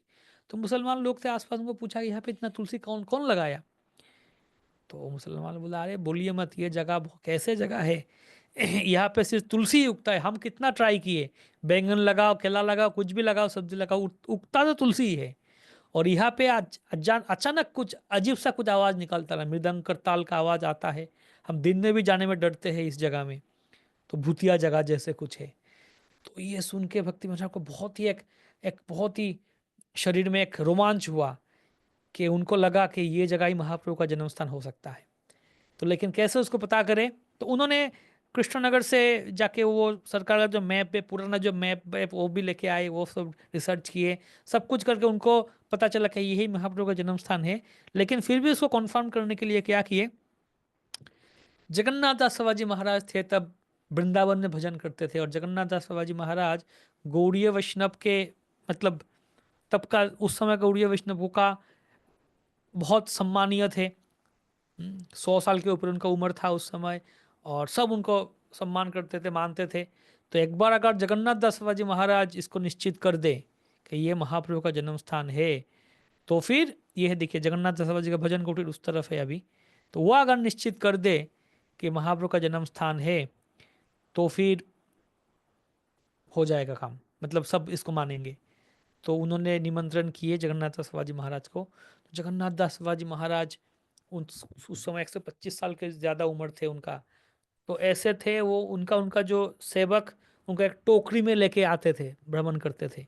वो चल भी नहीं पाते थे, ऐसे ऐसे ऐसे बैठा करते थे, टोकरी में लेके आए थे, वो देख भी नहीं पाते थे।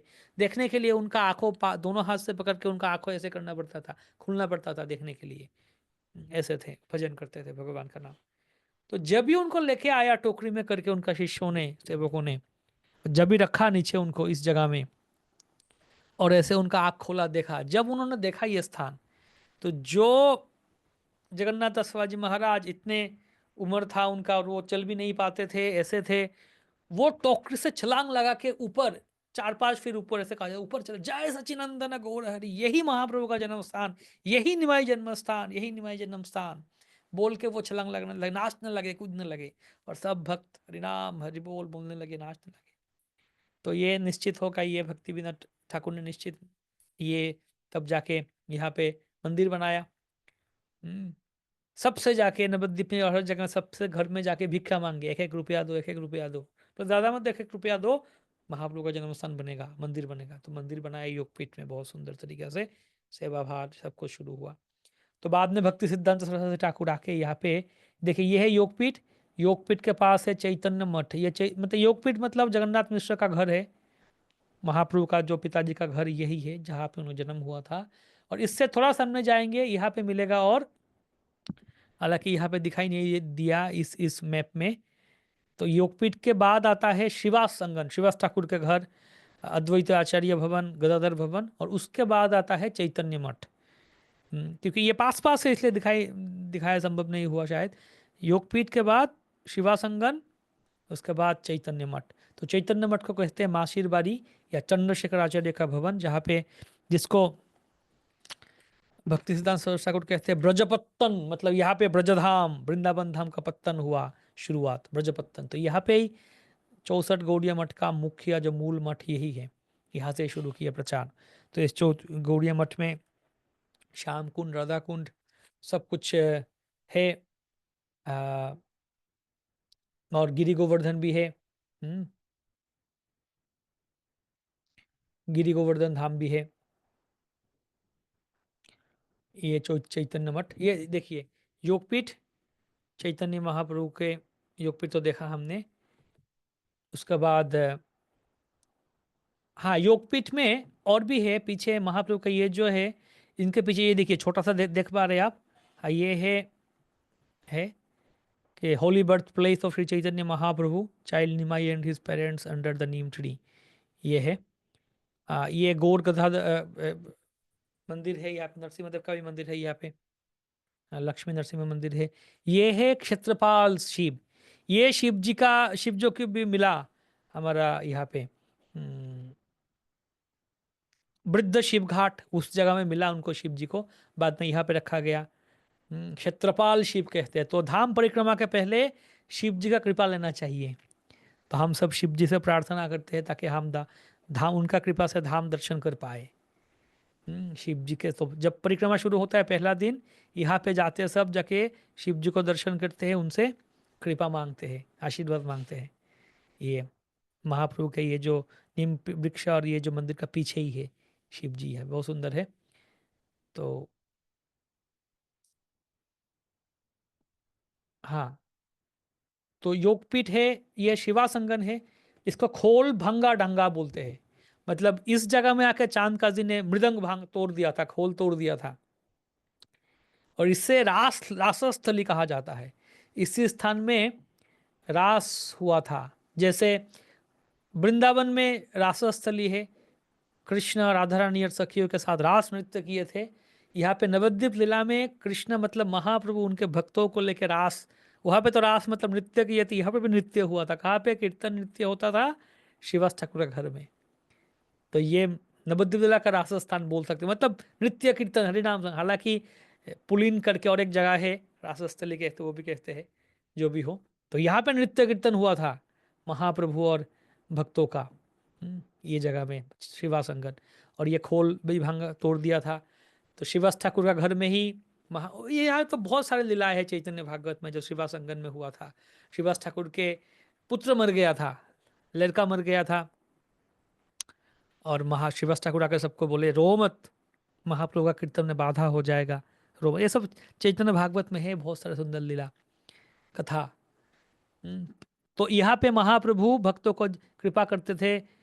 महाप्रभु एक बार महाप्रकाश लीला किए थे, मतलब महाप्रभु तो हमेशा भक्त भाव में थे ना, महाप्रभु गौरांग भक्त भाव में थे, लेकिन कभी कभी वो आवेश में आ जाते थे, भगवत आवेश में आ जाके मैं भगवान हूँ, और सबको महाप्रभु कृपा करते, सबका इच्छा पूरा करते थे। तो महाप्रभु एक बार ऐसे भगवान आवेश में आ गए थे, और 21 घंटा, मतलब 7 प्रहर, एक प्रहर मतलब 3 घंटा होता है, तो 21 घंटा समय उस आवेश में थे कि मैं भगवान, और सबको आशीर्वाद दिए थे। ये सब शिवासंगन में हुआ था।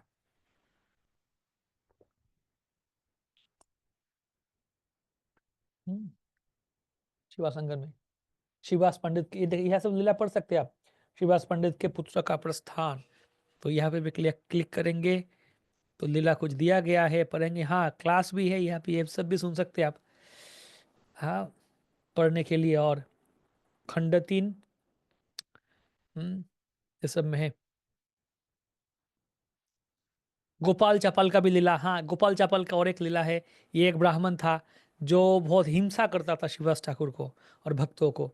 तो उसने शिवदास ठाकुर को फंसाने के लिए, बदनाम करने के लिए आके शिवदास ठाकुर का घर के बाहर कुछ शराब और मांस से सब रख दिया था, जिससे लोग चंडी पूजा या फिर ऐसे पूजा करते थे, काली पूजा करते थे, और सब रख दिया था।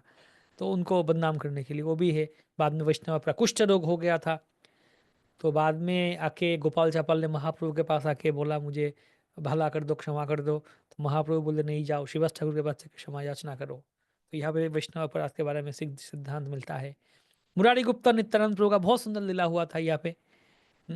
ये भी है। तुलसी महारानी का सारे कथा अभी कितना बताते जाएंगे, सब सारे इतना सुंदर कथा है। तुलसी देवी का मंडप है, वीडियो वगैरह है, फोटो एल्बम है। ये देखिए ऐसे ऐसे परिक्रमा होता है, जो भी हो। आ,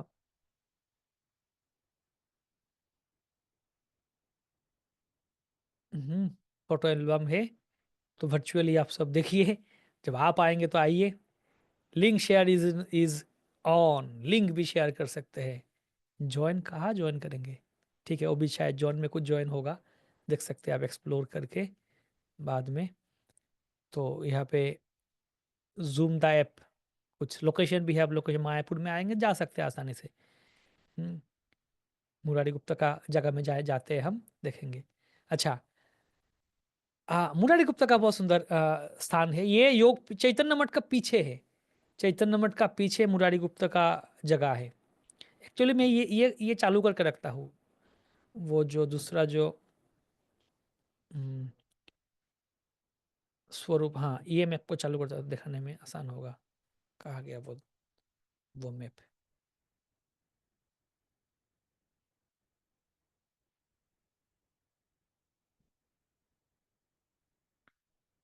हाँ, नवद्वीप धाम पवित्र स्थान, हाँ ये मैप। तो ये है ना चैतन्य मठ। चैतन्य मठ के पीछे ही यहाँ पे है मुरारी गुप्ता का घर। तो मुरारी गुप्ता कौन थे? मुरारी गुप्ता थे हनुमान। हम्म, हनुमान के भक्त बहुत मिलते हैं। बहुत लोग हनुमान, मतलब भारत में तो है ही, हनुमान जी को सब मानते हैं। तो हनुमान जी मुरारी गुप्ता के रूप में आए थे चैतन्य लीला में। और उनके घर यहाँ पे अभी बहुत सुंदर मंदिर है। राम लक्ष्मण सीता के मंदिर है। मुरारी गुप्ता नित्यानंद प्रभु का लीला है, बराह मूर्ति, ये सब लीला यहाँ पे हुआ था। मुरारी गुप्ता। तो ये कहानी संक्षेप में बताते हैं ये थोड़ा, कि एक बार क्या हुआ। शिवा संगन में, जो अभी भी देखे थे, शिवा संगन में महाप्रभु और नित्यानंद प्रभु बैठे थे। तो मुरारी गुप्ता के प्रणाम किए। तो पहले महाप्रभु को प्रणाम किया, उसके बाद नित्यानंद प्रभु को प्रणाम किया। तो महाप्रभु बोले कि मुरारी तुमने ऐसे क्यों किया? तो गलत किया, तुम इतना पंडित होने के बाद भी गलत काम क्यों करते हो, मतलब ऐसे उल्टा क्यों किया? तो मुरारी गुप्ता बोले मैं क्या करूँ, आप जो करवाएंगे मुझे से मैं वही तो करता हूँ। तो आप ही मुझे सिखाओ। तो महाप्रभु बोले ठीक है, घर जाओ, रात को तुम्हें सिखाऊंगा मैं, पता चलेगा। तो मुरारी बहुत खुश भी हुए, वाह कुछ सिखाएंगे, लेकिन डर भी हुआ, क्या ना क्या कर दिया मैंने, ऐसा क्या जो सिखाएंगे मुझे। तो रात में घर में गए, ठीक है, रात को सोए। तो सोए तो सपने में देखे कि नित्यानंद प्रभु कौन है? वो हलधर बलराम चल रहे हैं। और निमाई महाप्रभु है कृष्णा, बलराम के सर पे छतरी पकड़ के जा रहे हैं, पीछे पीछे जा रहे हैं। तो बलराम जी सामने जा रहे हैं और पीछे पीछे कृष्ण छतरी, बड़े भाई के छत सर पे छतरी पकड़ के जा रहे। तो कृष्ण देखे मुरारी के, मुरारी अब पता चला कौन बड़ा कौन छोटा, पता चला तुम्हें? हाँ हाँ। तो ऐसे देखा तो नींद टूट गया, बोले बहुत ही रोमांच हो गया, बोले ये क्या देख लिया मैंने, बहुत ही रोमांचित हुए। तो सुबह सुबह उठ के मुरारी गुप्त भागे, कहा फिर चैतन्य महाप्रभु के पास। तो तब फिर से महाप्रभु नित्यानंद प्रभु बैठे थे वहां पे। तो अभी जाके फिर से पहले नित्यानंद प्रभु को प्रणाम किए, उसके बाद महाप्रभु को प्रणाम किए। तो महाप्रभु हंसे, नित्यानंद प्रभु हंसे। तो महाप्रभु बोले क्या मुरारी, कल तो तुमने दूसरा किया, आज ऐसे क्यों कर रहे हो? तो मुरारी गुप्त भी हंसे कि प्रभु आप जैसे कराते हो मैं तो वही करूंगा, आप जो सिखाते हो मैं वही करूंगा, आपने सिखाया मुझे। तो यहाँ पे गूढ़ तत्व प्रकाश किया, नित्यानंद प्रभु का महान महिमा प्रकाश किया। तो ऐसे मुरारी गुप्ता आ गए, लौट गए घर। तो बहुत ही प्रेमे मत गुप्तो किछु ही ना जाने, मतलब कुछ बाहर से कोई ज्ञान नहीं है। तो घर में आए, घर में आके उनका पत्नी को बोला कि भोजन दो, मुझे खाना है, भूख लगी है, प्रसाद दो। हम्म, तो उनका पत्नी भोजन लेके आए, अन्न लेके आए, घी से अन्न के ऊपर घी दिए, गरम घी देते हैं, और अनाज दिए, जो भी हो, सब्जी दो दिए, और घी दिए, अन्न दिए। तो मुरारी गुप्ता वो महाप्रभु का प्रेम में ही मग्न थे, महाप्रभु का रस में डूबे हुए थे। कभी हंसते हैं, कभी क्या बोलते पता ही नहीं है। हम्म। तो मुरारी गुप्ता क्या किए, घी से चावल को लगाए, मतलब घी के साथ उसको एक साथ लिए, और जैसे निवाला लेते हैं ना मुंह में हम, तो ऐसे लिए एक निवाला, और बोले कृष्ण खाओ, बोले, बोल के वो जमीन में फेंक दिए, बोले खाओ खाओ खाओ कृष्ण। हम्म। घृतो माखी अन्न সব পৃথিবীতে ফেলে, खाओ खाओ खाओ कृष्ण, यही बोल बोले, घी से लगा के सारे अन्न, एक खाओ कृष्ण खाओ कृष्ण खाओ कृष्ण बोल के जमीन में फेंकने लगे। ये क्या हो गया? अभी आप जो माताएं हैं सोचिए, आपके जो प्रभु पति आकर घर में आके बोलेंगे खाना दो, खाना लगाओ, और आप खाना लगाए, प्रसाद लगाए, और वो खाना आके फेंक दिया, अरे खाओ बोल के फेंक दिया, कैसे लगेगा? अरे मैं इतना गर्मी में इतना पसीना होके मैं अभी किचन में जो कुकिंग किया, और तुमने सब फेंक दिया। खाना नहीं था तो बोला क्यों? क्या कर रहे हो ये सब? महाभारत शुरू हो जाएगा ना घर में। लेकिन मुरारी गुप्त के पत्नी जो थे वो भी पतिव्रता थी। हम्म, वो भी महापतिव्रता थी, महापतिव्रता थी। तो वो जानते थे कि मुरारी गुप्त महाभागवत है, उनका स्थिति क्या है। तो फिर से अंदर जाके फिर अन्य लेके आए और दिए। तो जितना बार देते अन्य, मुरारी गुप्त घी से सारे अन्न को लगा के लेके फेंक दे, खाओ कृष्ण का बोले, फेंक देते थे। तो ऐसे जितना अन्न था लेके आया गया। अभी सारे अन्न खत्म हो गया, घर में सारे अन्न खत्म है, क्या करे? तब मुरारी गुप्त की पत्नी जोर से बोले कृष्णा कृष्णा कृष्णा, जोर से कृष्ण कृष्ण बोले। तब जाके मुरारी गुप्ता का बाह्य चेतन आया, क्या? तब देखे ऐसे। तो जो भी, खैर वो दिन बीत गया। अगले दिन सुबह सुबह महाप्रभु आए मुरारी गुप्ता का घर। तो महाप्रभु आके, तो मुरारी गुप्ता बैठे हुए थे सुबह सुबह और हरिनाम कर रहे थे। कृष्ण बछिया আছে ना गुप्त कृष्ण नामानंदे, हेनो काले आइला प्रभु देखी गुप्त बंदे। इस समय महाप्रभु आए, मुरारी गुप्त कृष्ण नाम आनंद में थे। महाप्रभु आए तो महाप्रभु का बंदन किए, बैठने के लिए आसन दिए। तो गुप्त कहे कहो प्रभु किला गया आगमन। तो प्रभु को है आइलाम चिकित्सा करोन। मुरारी गुप्ता पूछे प्रभु किस लिए आए हो, कि किस लिए आपका आना की क्यों हुआ, किस लिए आना हुआ? तो महाप्रभु बोले मैं चिकित्सा के लिए आया, चिकित्सा के लिए आया। ओके, तो ऐसा क्या हो गया, क्या खा लिया, क्या हो गया आपका? बोले पेट खराब हो गया। बोले पेट खराब हो गया, ऐसा क्या खा लिया कल जिस कारण आपका पेट खराब हो गया आज? तो महाप्रभु गुस्सा हो गए, बोले अरे बेटा, तुझे कैसे पता चलेगा, तू तो सारे अन्य सब फेंक दिया जमीन में। प्रभु बोले अरे बेटा जानी भी केमुने, तू ही पाशोरिली तौर पत्नी शब्द है, तू तो भूल गया, लेकिन तेरा पत्नी को सब पता है, पूछ के देख। महाप्रभु गुस्सा होके बोले कि जितना सारे अन्य घी में लगा के सब जमीन में फेंका था, वो कहा गया, सब मैंने खाया। हम्म, तुमने दिया मुझे, मैं कैसे इनकार करूं, मैंने खाया सब कुछ। तो इतना सारे घी का अन्न खाया मैंने, इतना सारे घी खाया, पेट तो खराब होगा ही। तो तुम किस लिए चिकित्सा, क्या चिकित्सा करोगे तुम, क्या इलाज करोगे? मेरा जो पेट खराब हुआ ये तुम्हारा घर का अन्न खा के ऐसे हुआ। किलागी चिकित्सा करो অন্ন বা পাচন, অজীর্ণ मोहार तोर অন্যেরও কারণ। तेरा घर का अन्न खा के ही मेरा पेट खराब हुआ। अभी तेरा घर का अन्न खा के पेट खराब हुआ, तेरा घर का पानी पी के मेरा पेट भला होगा। तो ये बोल के महाप्रभु, मुरारी गुप्ता घर के सामने पानी था, मतलब उनके सामने बगल में ही पानी लोटा लोटा था, वो लेके पीने लगे, पीने लगे। तो ये देख के मुरारी गुप्त उनका पूरा परिवार रोने लगे कि इतना कृपा वो महाप्रभु के। तो खैर ये है मुरारी गुप्त का घर। सीताराम लक्ष्मण हनुमान के मंदिर है बहुत सुंदर। मुरारी गुप्ता नित्यानंद प्रभु और भी बहुत सुंदर सुंदर मुरारी गुप्ता की महाप्रभु गुप्ता पर महाप्रभु, हाँ ये सब लीला यहाँ पे है। चैतन्य महाप्रभु के साथ मुरारी गुप्ता के स्कूल के दिन, स्कूल में मुरारी गुप्ता महाप्रभु जाके तर्क वितर्क करते थे मुरारी गुप्ता के साथ। ये भी बहुत सुंदर सुंदर कथा है, बताते जाएंगे तो पूरी रात चला जाएगा। बहुत चैतन्य चरितामृत आदि लीला में भी है। ये फोटो एल्बम, हाँ फोटो एल्बम दिखा देते, थोड़ा दर्शन कर लेते हम मुरारी गुप्त के। ये विग्रह है राम लक्ष्मण सीता। दीवार में बहुत सुंदर रामायण की कथा, रामायण के जो लीला है ऐसे बनाया गया है डायरोमा जैसे। ठीक है, तो ये है। उसके बाद है नंदनाचार्य भवन। ये भी बहुत सुंदर ये मायापुर मंदिर के आगे है, ये यहाँ पे है। मतलब ये मायापुर मंदिर है यहाँ पे है। मतलब जब अगर आप नवद्वीप होके या फिर कृष्णनगर होके अगर नदी क्रॉस करके जाएंगे, जैसे ये है, इधर से अगर जाएंगे आप, है ना, ये बोट घाट है, फेरी घाट। यहाँ से जाते हैं टोटो लेके या फिर रिक्शा पकड़ के जाते हैं, तो फिर यहाँ पे रास्ते में ही आता है नंदनाचार्य भवन। तो क्या हुआ, महाप्रभु तो उनका लीला कर रहे थे नवद्वीप में। नित्यानंद प्रभु जिनका आविर्भाव एक चक्र में था, तो नित्यानंद प्रभु उसके बाद संन्यास लेके चले गए थे, सन्यासी के साथ चले गए थे। वो नित्यानंद स्वरूप पूरे भारत भ्रमण कर रहे थे, तीर्थ भ्रमण कर रहे थे।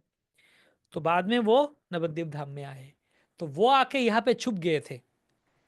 नित्यानंद प्रभु आके यहाँ पे छुप गए थे। हम्म,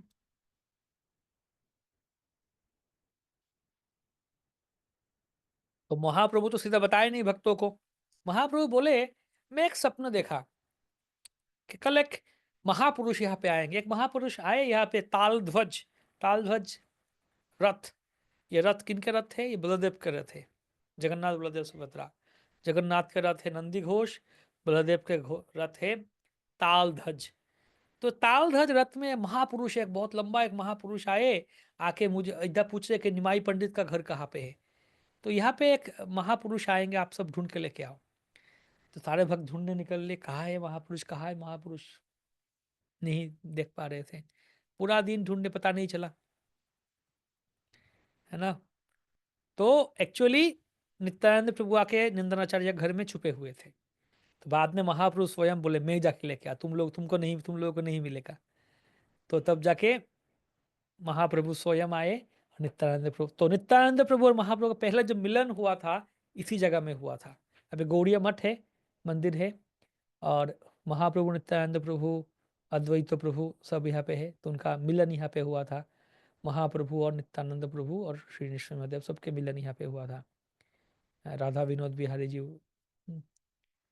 अद्वैत आचार्य के साथ भी मुलाकात बताए जाते हुआ था। श्रीमन महाप्रभु विजय विग्रह है। महाप्रभु, हाँ महाप्रभु भी नंदनाचार्य भवन में छिपे हुए थे, वो भी छुपे हुए। तो ये जगह में छिपने का जगह है। बोलते ना, हम खेलते थे हाइड एंड सीक, छिप जाओ, एक फेवरेट स्पॉट होता था, यहाँ पे जगह छिप जाओ, हाइड एंड सीक जब खेलते थे। तो ये भगवान के फेवरेट हाइडिंग प्लेस बोल सकते हैं। नित्यानंद प्रभु भी छिपे थे यहाँ पे, महाप्रभु भी छिपे थे इस जगह में। तो ये फोटो एल्बम है नंदनाचार्य के भवन में। इनके भी और भी बहुत सुंदर सुंदर जगह स्थान, ये सारे विग्रह यहाँ पे है ना। और खैर यहाँ पे और है बल्लाल दिघी प्रतीक कुंड है, ये चैतन्य मठ का पीछे है। ये चैतन्य मठ जो है चैतन्य मठ के पीछे यहाँ पे माठ, ये जो पूरा जगह है ना, ये फील्ड है, अभी धान का खेती है, इसको पृथु कुंड कहते हैं। तो सत्ययुग में हम भागवत से पता चलते हैं ना, 5वां स्कंद से, कि पृथु महाराज पूरा जो पृथ्वी को ऊंचा नीचा जगह को समान कर रहे थे, लोगों का रहने के लिए समतल जगह बना रहे थे। तो जब उनका जो लोग, तो लेबर लोग थे यहाँ पे खोद रहे थे, उनको अचानक यहाँ पे कुछ महसूस हुआ। तो पृथु महाराज यहाँ पे आए, तो उनको ध्यान में पता चला कि ये जगह महाप्रभु का धाम है। तो इसको छुपा के रखने के लिए उन्होंने इनको यहाँ पे कुंड बनाए, कुंड बना के रखे थे, वो पृथु कुंड है। बाद में इसको बल्लाल दिघी, बल्लाल सेन लक्ष्मण से उन्होंने भी दिघी, बहुत बड़ा तालाब बनाए थे, पृथु कुंड है। एक्चुअली एक्चुअली क्या है, ये चैतन्य मठ है। चैतन्य मठ के पीछे जो जगह है इससे कहते हैं पृथु कुंड, अभी धान का खेती है, और उसके पीछे है मुरारी गुप्त भवन। तो बाजू बाजू में ही है सब कुछ। ठीक है, गदाधर अंगन अद्वैत भवन शिवा संगम के पास ही है। तो यहाँ पे अद्वैताचार्य भवन में, यहाँ पे अद्वैताचार्य भागवत कथा करते थे, गीता के पाठ करते थे भक्तों को लेके। विश्व रूप यहाँ पे आते थे सुनने के लिए अद्वैताचार्य से। और निमाई विश्वम्बर आके बुलाते थे उनके बड़े भाई को, दादा आओ, मम्मी माँ बुला रही है। तो तब महाप्रभु को देखते थे सब। गदाधर के घर भी यहाँ पे गदाधर अंगन है। तो खैर हर एक लीला में जाएंगे, एक्चुअली ये कथा बोलते बोलते खत्म नहीं होगा।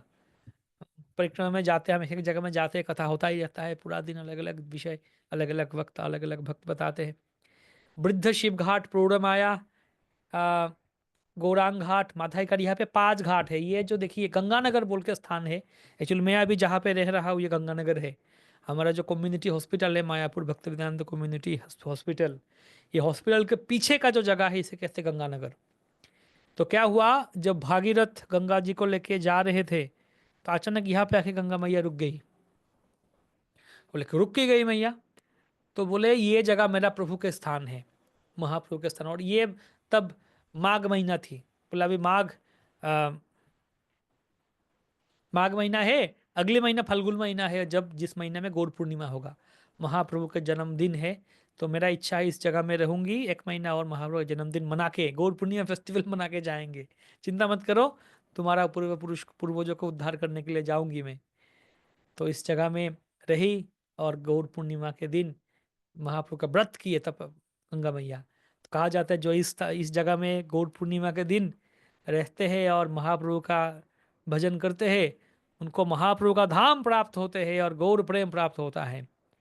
तो गंगानगर में भी मेरा घर जो है गंगानगर में ही है, महाप्रभु के हॉस्पिटल के पीछे।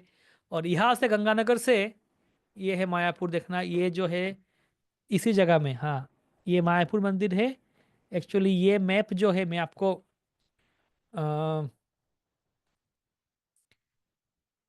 गूगल मैप में,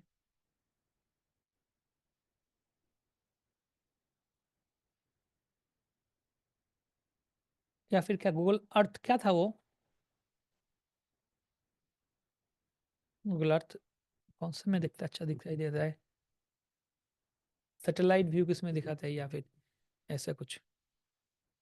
ओके, खैर मैं किस में घुस गया था, देखना पड़ेगा मुझे। हम्म मायापुर, ये देखिए ये है इस्कॉन मायापुर। हाँ इसमें इस्कॉन मायापुर है, भक्ति सिद्धांत मार्ग। ये ये है, यहाँ पे एक जगन्नाथ मंदिर है, जो भी हो, ये घाट से उठा गया। हाँ नंदनाचार्य का भवन, नंदनाचार्य का भवन,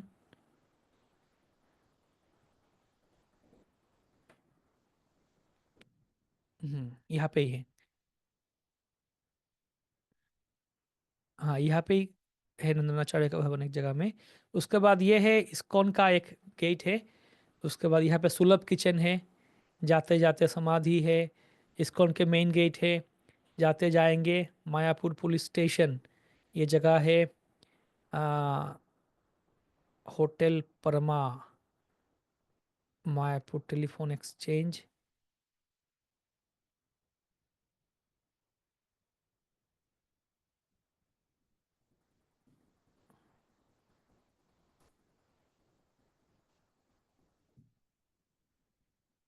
हाँ ये अच्छा भी हो, यही मैं ढूंढ रहा था।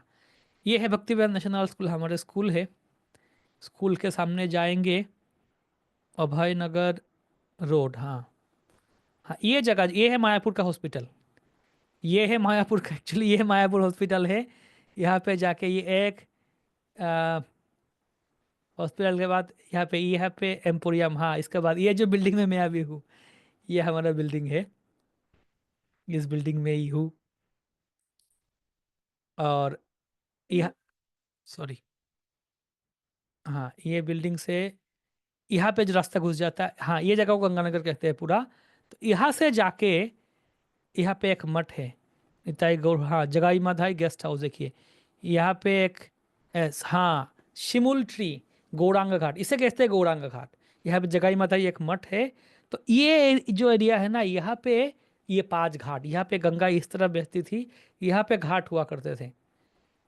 यहाँ पे ये जो देखिए बारकुना घाट लिखा भी है, बारकुना घाट, नागरिया घाट, ऐसे करके घाट है। मायापुर के सारे घाट, यह 5 घाट थे।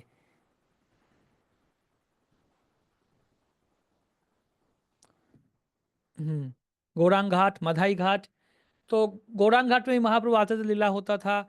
ये बारकोना घाट में महाप्रभु पढ़ाते थे, यहाँ पे केशव काश्मीरी को,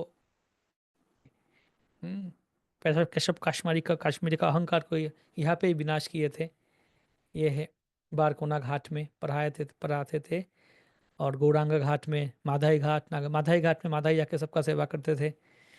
वृद्ध शिव घाट है, वृद्ध शिव घाट में यह सबसे पहले वृद्ध शिव घाट, यहाँ पे महाप्रभु घाट, वृद्ध शिव घाट, जहाँ पे प्रौढ़ माया, एक्चुअली इस जो कहा गया था मायापुर प्रौढ़ माया के नाम से है, प्रौढ़ माया के नाम से मायापुर है, महामाया और शिव, वृद्ध शिव।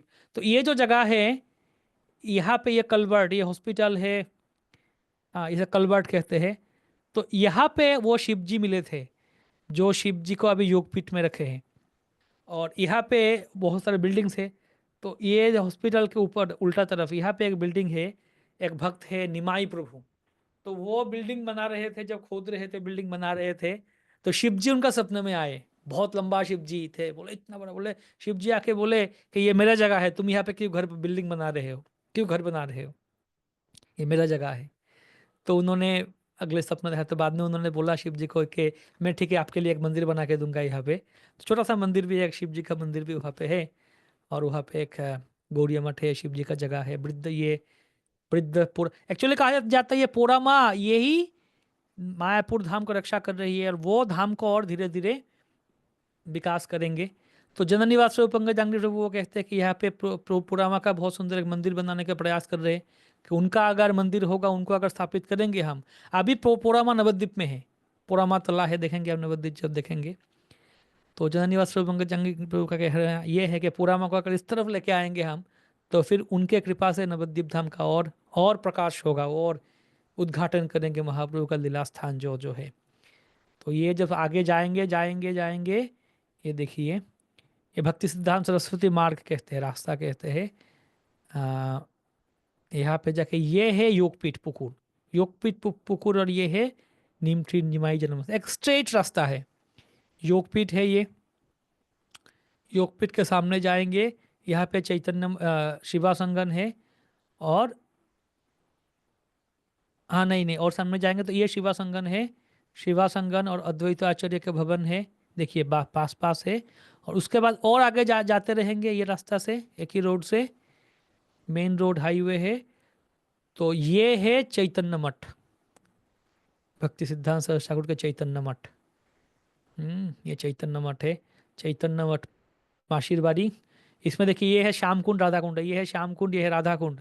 आप दर्शन कर लीजिए श्याम कुंड राधा कुंड सैटेलाइट व्यू से, कि यहाँ पे सरस्वती ठाकुर श्याम कुंड राधा कुंड निर्माण किए थे। गिरी गोवर्धन भी है राधा कुंड के तट पर, यहाँ पे गिरी गोवर्धन भी बनाए थे। हाँ, तो ये चैतन्य मठ के पीछे देखिए, ये जो जगह है, ये इसे कहते हैं पृथ्वी कुंड, ये पूरा जगह है पृथ्वी कुंड, ये पूरा जगह पृथ्वी कुंड है। और पृथ्वी कुंड के पास ये है मुरारी गुप्ता, देखिए ये चैतन्य मठ से, चैतन्य मठ के पीछे ही आके मुरारी गुप्त के घर है। हम्म और आगे जाते चलते जाएंगे, तो यहाँ पे जाते जाते आता है बामन पुकुर बाजार है। तो बामन पुकुर बाजार यहाँ पे चांद का भी आता है, फिर ये जाएंगे आगे। ठीक है, तो ये था मुख्य रूप में अंतर्द्वीप का कथा। कल हम सीमंत द्वीप देखेंगे, गोद्रुम द्वीप देखेंगे। सीमंत द्वीप में बहुत सारे कथाएं सुंदर है। तो अभी थोड़ा फास्ट जाएंगे, आगे चलेंगे हम अलग अलग द्वीप के बारे में, बाकी 2 दिन में सुनेंगे। हरि बोल, धन्यवाद सबको।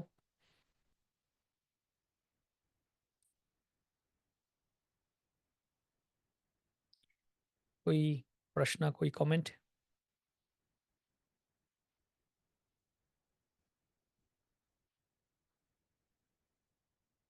हाँ,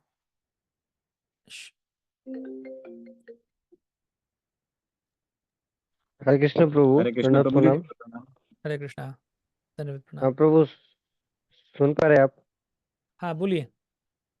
हाँ प्रभु, मैं कल क्लास पे ज्वाइन नहीं कर पाया। थोड़ा मतलब देर हो गया, इसलिए ज्वाइन नहीं कर पाया। तो कल का जो क्लास का रिकॉर्डिंग मिल सकता है क्या प्रभु जी? मुझे नहीं पता, रिकॉर्डिंग जो होस्ट है उनको देना पड़ेगा। जो ग्रुप में मैं माधव चरण प्रभु जी को बोले थे, प्रभु बोले भेजेंगे, तो आशा करते हैं भेजेंगे जल्दी। प्राण गोपाल प्रभु जी। हरे कृष्ण प्रभु जी, धन्यवाद, प्रणाम। हरे कृष्णा, धन्यवाद, प्रणाम। प्रभु जी, बहुत अच्छी क्लास थी प्रभु जी। बहुत सारे सीक्रेट्स पता चले हैं। मैं ऐसे मायापुर आ चुका हूँ, 2 बार आ चुका हूँ वैसे तो, लेकिन आपने जो बताया बहुत सारे सीक्रेट्स क्लियर हुए हैं। अब लग रहा है कि जल्दी से फिर से आना पड़ेगा और आप जैसे किसी भक्त को साथ साथ में लेना पड़ेगा। अकेले नहीं घूमना है अब। पहले तो आए थे सारे प्रभु भक्त जी, के साथ अकेले घूम आए सकते थे हैं, या ये मौका फैमिली है। के दो साथ। तारीख 2 तारीख आ जाइए, 2 तारीख के पहले 1 तारीख आ जाइए। सारे अरे भक्तों के साथ आप घूम प्रभु जी, सकते आपको हैं। आपको पता है मैं बहुत दूर रहता हूँ। मैं एकदम से नहीं आ सकता। जब इंडिया आया तब हाँ, देखेंगे प्रभु जी। हरे जी प्रभु जी, धन्यवाद प्रभु जी। हरे कृष्णा। धन्यवाद। हरे कृष्णा।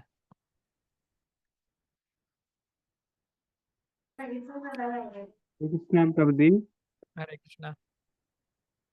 प्रभु जी, आपने बोला था सिलेट जहाँ मतलब महाप्रभु का जन्म हुआ था और वहाँ जिनके माँ पिता रहते थे, और बाद में आपने बोला योगपीठ, वहाँ पर मतलब नीम के पेड़ के नीचे महाप्रभु का जन्म हुआ था, प्राकट्य हुआ हाँ। था। तो ये है कि एक्चुअली तो महाप्रभु के पिताजी जगन्नाथ मिश्र, उनके और उनका माताजी, उनका घर वहां पे था। वहां पे रहते थे पहले। वहां पे तो बाद में क्या हुआ, ऐसे कहा जाता है कि जब महाप्रभु के माताजी महाप्रभु जब उनका माँ के गर्भ में आए, ऐसे कहा जाता है कि पहले 2 या 4 महीने वहां पे ही थे, सिलेक्ट में वहां पे ही थे। तो बाद में सपना आया, महाप्रभु का जो दादी है, उनके जो पिताजी के माँ है शोभा देवी, उनका सपना आया। भगवान आके कृष्ण सपने में आके बोले कि मैं तुम्हारा पोता बन के आऊँगा, तो तुम एक काम कर, तुम्हारे पुत्र और बहू को भेज दो नवद्वीप में। तब वहाँ से आ गए थे।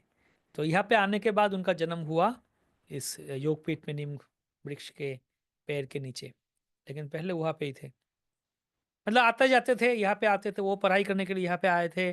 शादी हुआ था, फिर वहाँ पे गए थे। तो महाप्रभु भी बाद में गए थे उनका दादी के साथ मिलने के लिए।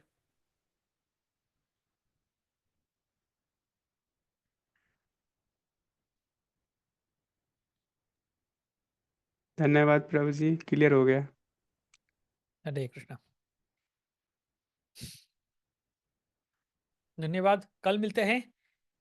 श्री नवद्वीप धाम की जय, श्रील प्रभुपाद की जय, समवेत जय गौर जय की जय। जय राधे कृष्ण, दंडवत प्रणाम। जय, हरि हरि। धन्यवाद, प्रणाम।